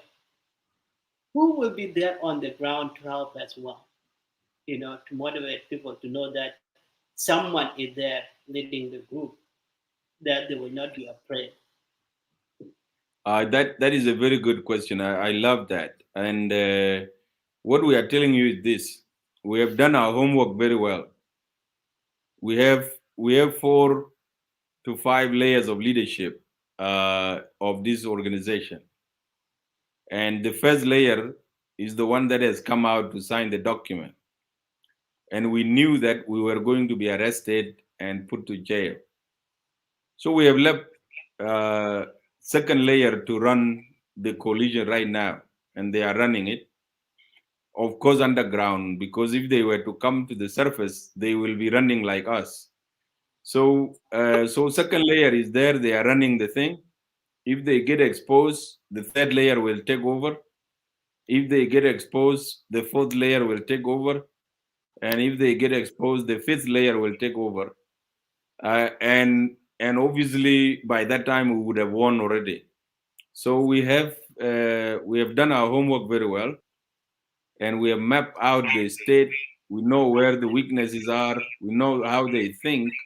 We know how they will move, and so we have done. We are covered. We have people on the ground running the system already, and we are simply just speaking because we are the ones that are known. We are the ones that have come out.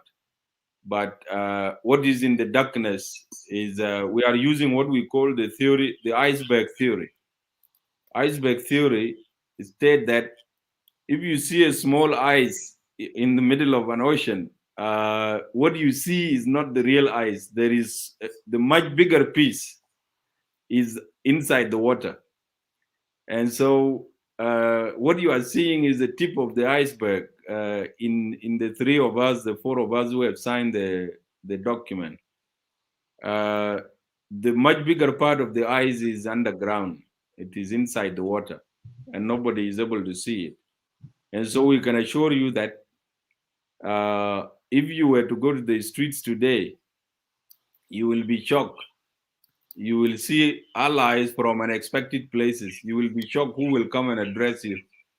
There are thousands of leaders there that are doing this, and we are covering for them. We are covering for them. We are not the only ones. We are well organized. We are deep.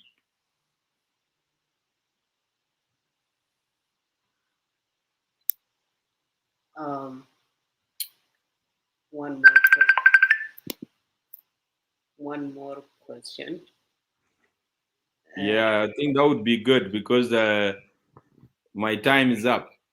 So one more question would be good. Then I have to sleep now. It is 11 o'clock in Juba at night. Okay. You said, Brother Isaac, which is our main host here, just get here. Isaac, if you have question that you have got in your inbox, uh, I would welcome you to ask Abraham, because some of the question on the comment are very, very, very repetitive. They have been answered like 3 times. I don't know if people came late or what. I will give Abraham that chance later, to make his last word, and I hope probably is going to say it all over his objective and why he's here. Um, Other than that, it's getting late uh, in Juba, and it also, you know, we had been here for uh, 1 hour and 48 minutes 1 hour now. and 48 minutes. That's a little bit tiresome. Uh, It's, so for it's some okay. for some of you who are just writing the question, um, the bad thing is Abraham is going to, you know, go all over his mission and objective why he is here, and I think if you need him, maybe sometime we'll bring him back. Probably might not be the last time you guys hear from him as well. And it's going around social media, another main avenue that he can pass out his message. So Isaac, if you have a question, maybe you can ask, and then Abraham. First of all, I would like to say thank you so much for trusting Lagos State Media and come up here in this show to come and address the public. Being late always, sometimes you can come and repeat what has been asked by others. In fact, I was sleeping. I just woke up now. I got the show that I normally do on Sundays with the church leaders. That's why I came in and I checked. I got there is a live show going on, and just returned back first to go and address some pastors who were about to come in. So I will not be asking a question. Just to thanks my colleagues for organizing this show to to happen. So I would just wish you a good luck in the decision you have taken and the rest of the team. So I heard your audio and I heard you also in the interview with the Jack. And we are just looking forward to see what will be the next move. So thank you so much, and good luck. Thank you, Brother Paul. I appreciate that. And I want to thank you and all your team members for creating this platform. That is how you change a country. So you think that it is a small, insignificant space on the social media, on Facebook, but it is creating a lot of transformation in people's minds. So you are directly contributing to enhancing democratic space in South Sudan, and I encourage you to do that. And you are building actually slowly a culture of dialogue, so that we don't really have to fight about anything. We can talk about anything, and so that is what you people are doing. And for example, I'm talking now. Maybe tomorrow or next tomorrow, you will. Um, uh, Maybe next tomorrow you will invite somebody with a contrary view. And that is precisely the type of South Sudan we want. We don't have to be all on the same page. The only thing that must be a bottom line is that we must love our country and we must love our people. If you don't do those two, then we really there is no ground we can talk. But if you disagree with me and you love South Sudan and you love the people of South Sudan, we have no issue. We can always disagree, and until we find something we agree on. So thank you all for your service. I want to appreciate you for that. Okay. I have probably might be short answers. Two questions that you need to ask. Um, One is from Elijah Jacob. That's Elijah Jacob Majak, your colleague. Yeah, Um, yeah, yeah, yeah. My comrade. the other one is from Wanila. So I don't know how you. Well, Wani is wondering if 80% or 90% of armed forces with CCA, why are they not intervened to release Musaragur? That's one. Uh, for Lydia, let me see where I'll pick the question up. Uh, quick, quick question, comrade. Do you believe and convene that leadership or presidency is the only mission link in South Sudan? Are you telling me that citizens are willing and capable in their various intellectual capacities to deliver for a national need pretending to development and value a provision to population of South Sudan? Well, thank you. I want to quickly answer the question of Lasu Wani or Wanewa Lasu. That what we want, obviously, and our understanding with the military is that this is up to the civilians. They should stay out of it. They can only come in if somebody threatens. They have a constitutional mandate to protect the people of South Sudan and their property. That is the first responsibility of the National Army, is to protect the people of South Sudan and their property and to defend the constitution. So if the people of South Sudan are using their constitutional power, which is the sovereign power, and sometimes it is misunderstood what sovereignty means. Sovereignty means the ultimate power. So the person who gives power is the one that has the ultimate power.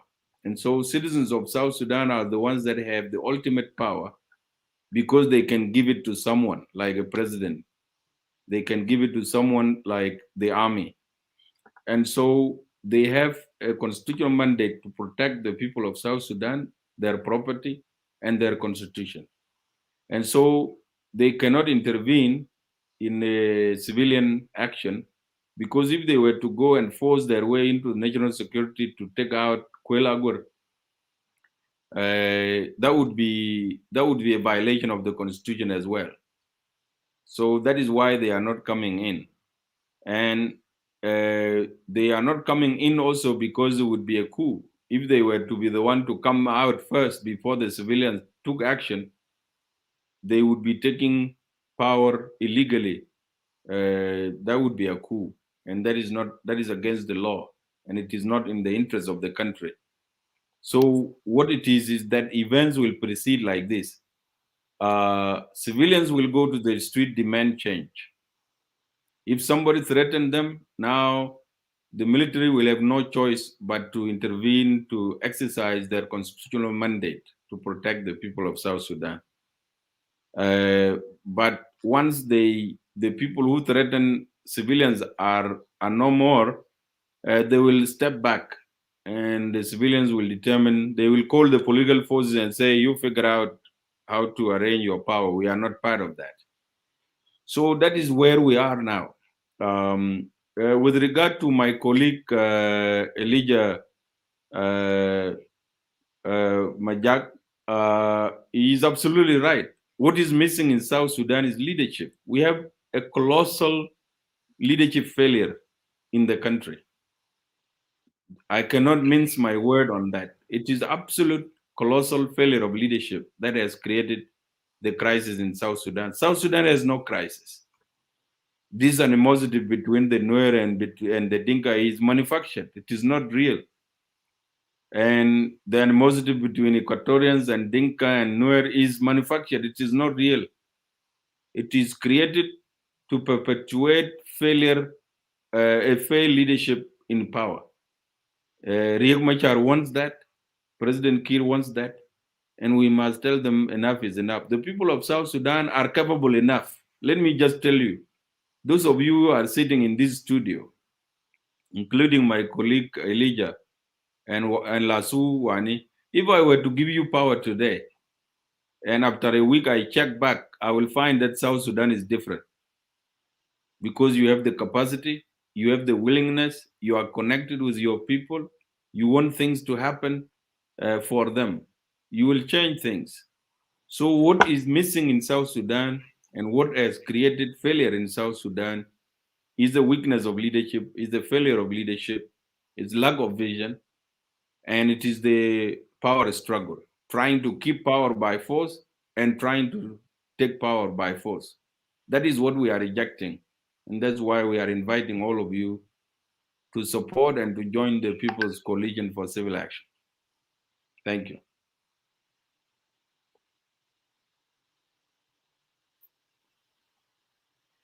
Okay. I think that will end my question there. I did or Bolmakur, if you have something to add, then I will call it a day, and Abraham will give you the last words before we end.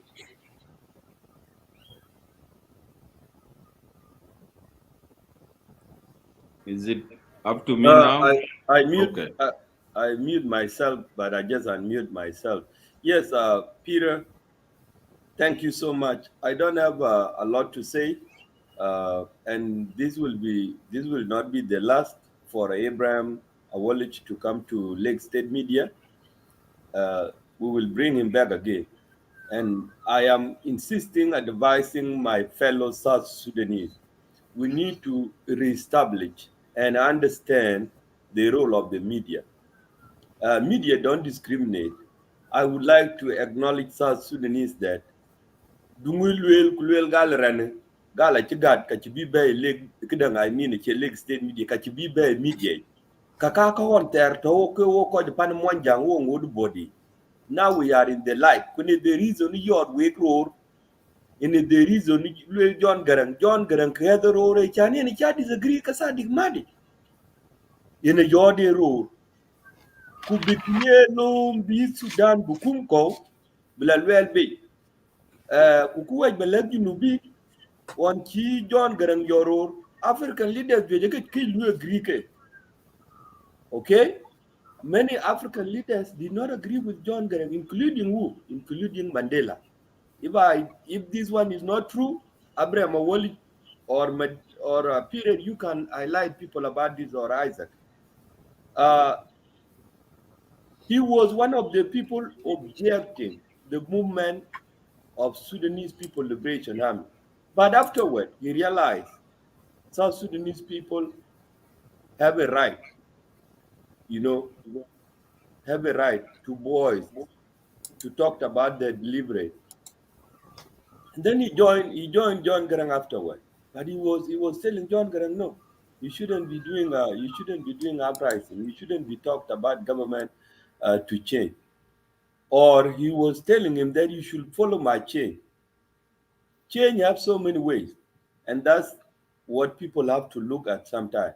I am not telling Abraham that hey, overthrow Kir Mayadi, but I'm talking to the people of South Sudan.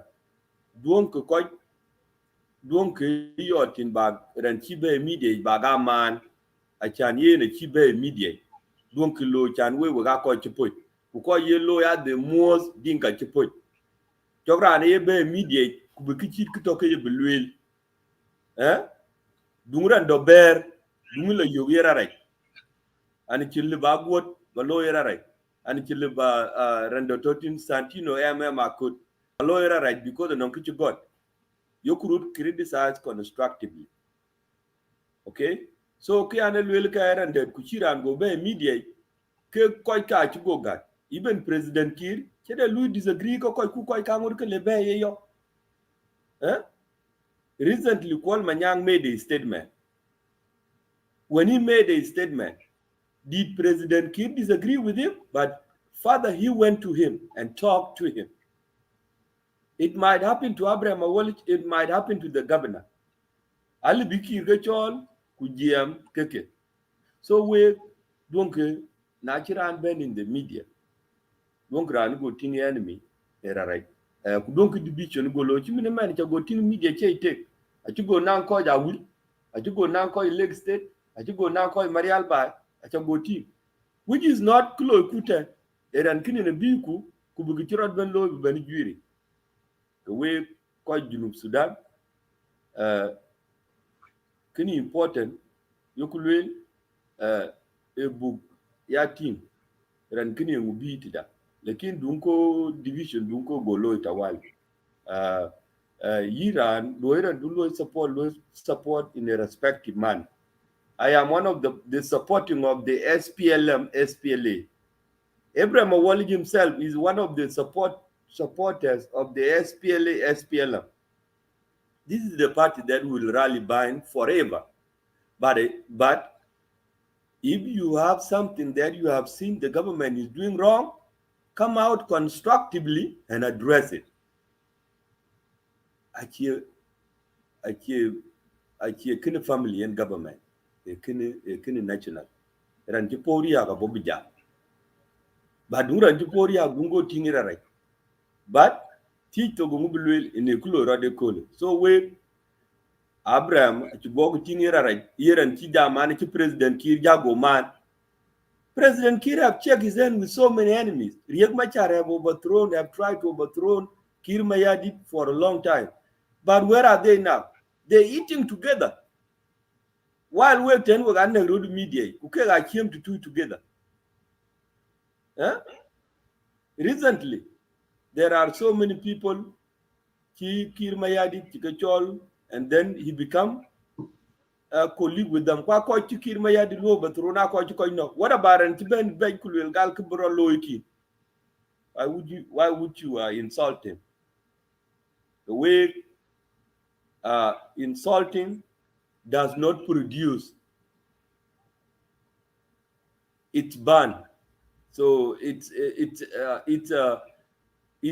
an egg of a bad person. You are a good person, so do not insult somebody. Okay, talk to him in a way that bring change, like the way he's doing, but don't insult him. Insult, that means you are a bad egg. You are a bad person. Do not insult somebody because it can bend forward. South Sudan is kudu ekida.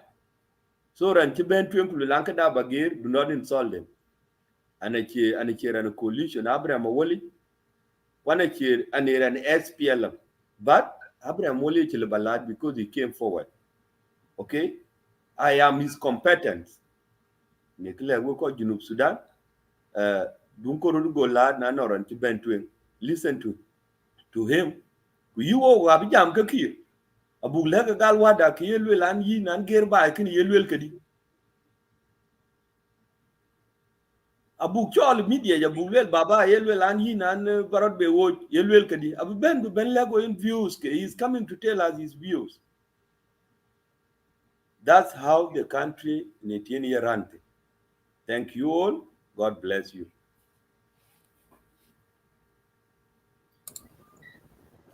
Thank you, well, Makul. And well, Abraham, there is one question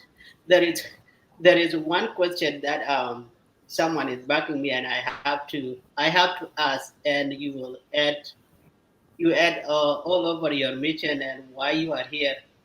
Someone is asking. It seems like it is not clear between the rebellion and civil action. So maybe if you can somehow explain that a little bit different, because here there is no rebellion here, to my knowledge. So what is the difference between civil action and rebellion? No, that is a very good question, and I just want to make few things clear before I answer that question. I'm impressed, my brother Bol, for your statement, and I want to tell the people of South Sudan that let us not rush into judgment. This idea that somebody who disagree with the system, Ranchigat, is misinformed. If I can tell you, Ranchigat actually, University Sudan right now, Kirmayadit, Inaga Jimol, a cow on Terke, Kuroga Jokwany. If I can speak Dinka, he left the objectives for which we fought, and he's doing all the wrong things. Two, he brought those people who were in Khartoum, who were living on our blood, to run his government. And those of us who were in the bush, including Kwal Manyang, did you hear Kwal Manyang saying that it took him 8 months to meet President Kiir? Can you believe that? Why? Kwal Manyang was among the bravest commanders of the SPLA. These are the men who should run this country without any trouble. And in fact, I'm asking him and Daniel Awet, together with President Kiir, and Wanit to go. Their time is up.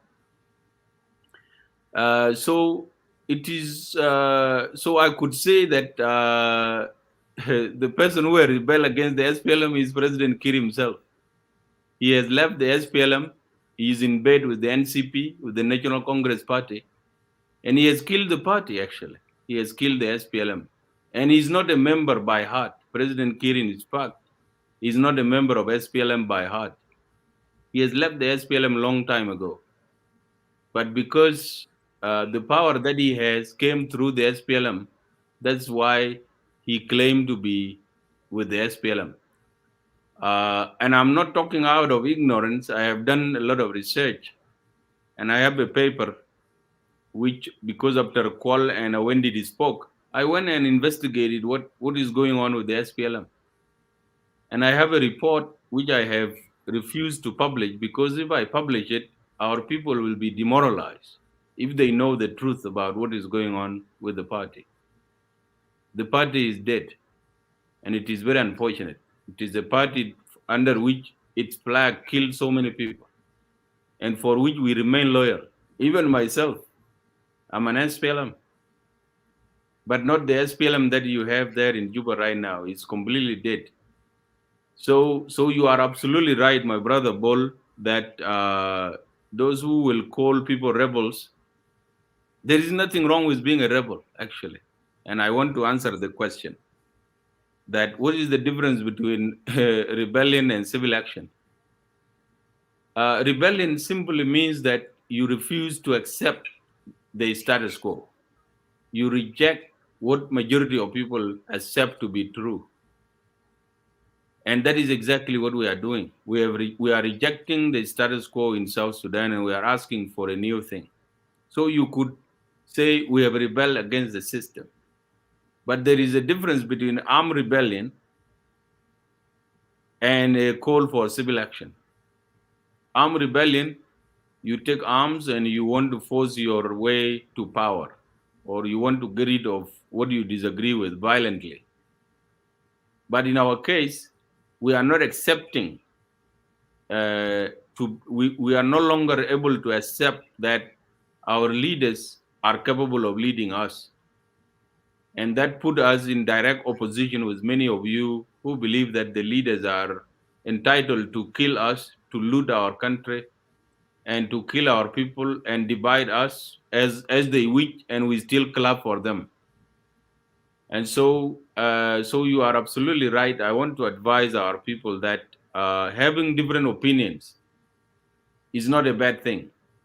If we did not have a different opinion with Jalaba, we would still be together with Jalaba and would still be slaves, would be second-class citizens. You have seen in the country in which you live, some of you in the United States, people can disagree bitterly on political issues, but in the end, they are Americans. They love their country. They are building their country together. So this is the attitude we want right now. So there is the rebels are people who disagree with the established norms and systems, and it's not a bad thing. It is actually what brought the American Revolution, what brought the French Revolution. That's what brought the SPLA Revolution. It is the idea that you cannot accept to be mistreated. You have to be a free person. You have to have your dignity. With the current government in South Sudan, there is no dignity. Our country is insulted. We are ashamed to be South Sudanese right now. You go to Kenya, you go to Uganda, people will see you and they will look at you and say, you terrible people. Why did you wreck a beautiful country?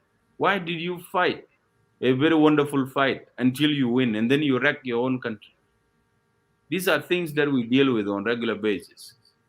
So, fellow citizens, I want to end my statement by saying that there is nothing wrong with citizens saying what we have is bad. We don't want it. And I want to give you an example in your own state, in Lake State. Lake State, people have been killing themselves terribly. There has been failure of insecurity, failure of the governing system. People were just looting each other.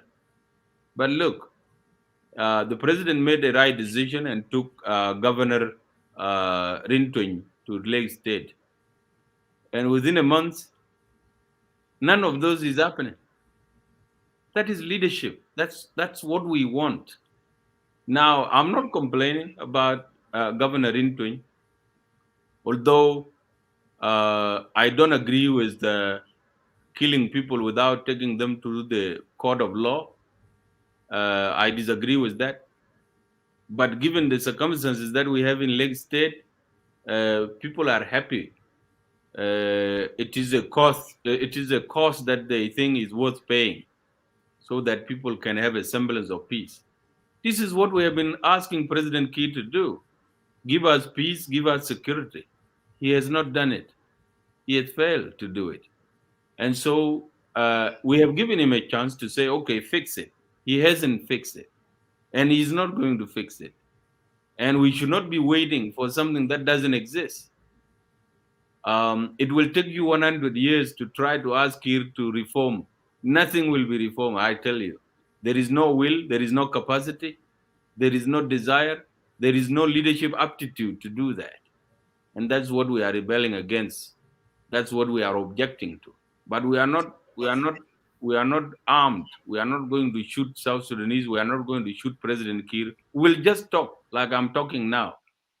If he is competent enough, President Kiir, if he is competent enough, let him challenge. Let him challenge what we are saying in person. I would be willing to come here on this media with him, and I will ask him, challenge me.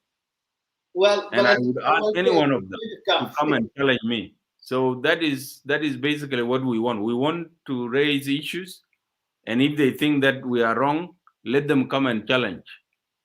So this revolution is irreversible, and I want to assure you, people of South Sudan, that the coalition for civil action is not a simple thing. Don't ignore it. Don't underestimate it, and don't think that it is beyond its capacity to achieve this objective. It is going to happen. We will achieve a change and reform within South Sudan through civil non-violent action. And we invite you, those who are still, if you are afraid of change, it is okay, stay out of it.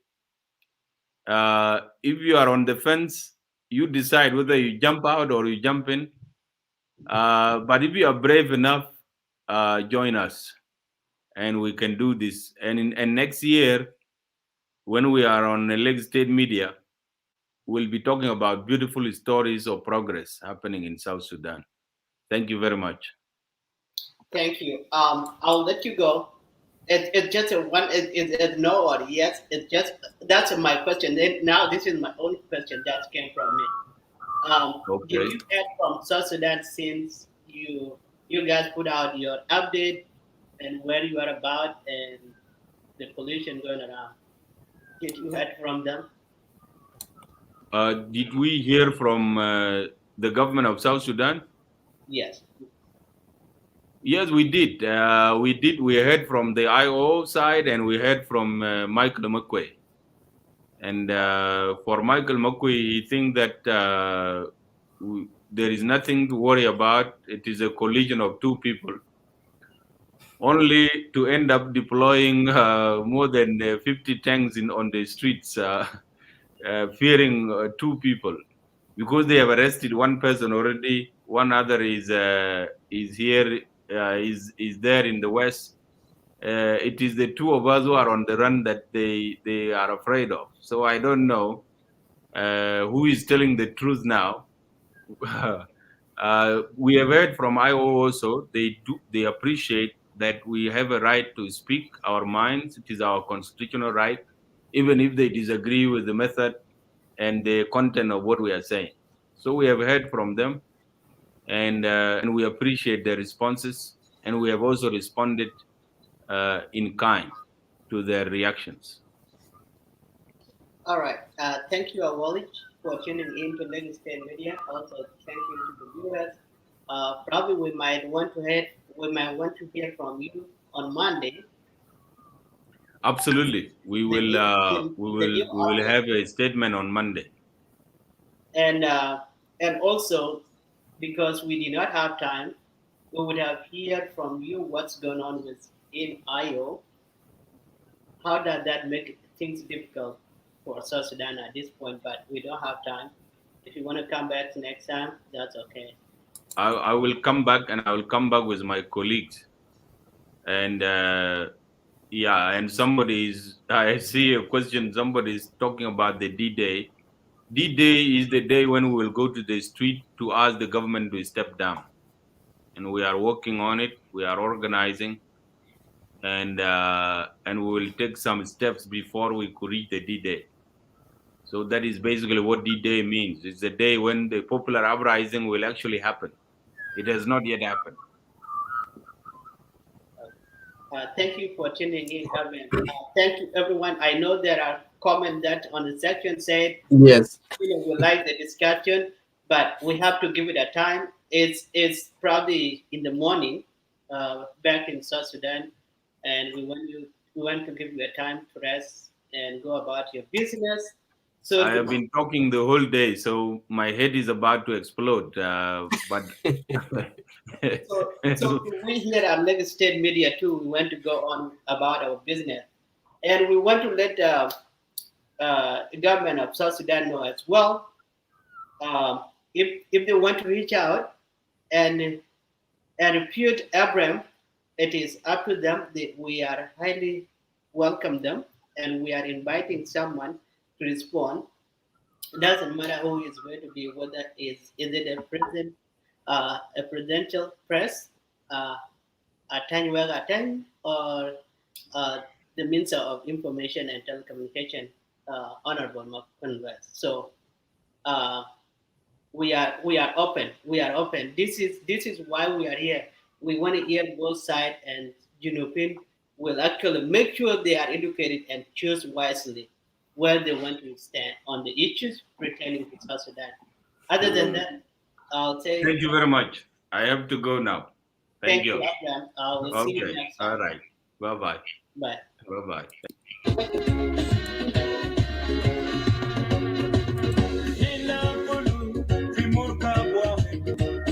Bye,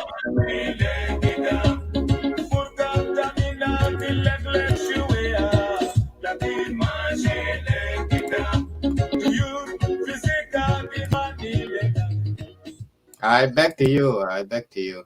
Banyai, you can take it from here if you want to let the conversation continue and maybe see if you want to bring people up and talk about it, or end the show. It is up to you. So you take it from here. I don't know, Bo. No, it's all right. We have to end up the show here. We are expecting any reply from the government side. That's what we are expecting. The public has already written their questions, and some of them had participating, and we have aired them out. So I'm just putting that song of Kulu Nuna for Markup White, such that you have to know that what we are talking here, including you, who is down there, including me, myself, we are in the same boat. How you cannot sing that boat in the deep of the water when we have not yet crossed and all these things. So that's why I put Emmanuel Kembe, and that is how we are coming for the closing of this show. And also for our viewers who normally get this Saturday's shows of the Bible in America, and it's Sundays here in Australia. We apologize for that. That show is cancelled. It's not in today, but will be resuming by next week. That's the announcement that I would like to share with our followers, those who normally pray with us in the morning and in the evening in US Saturday. So that's it.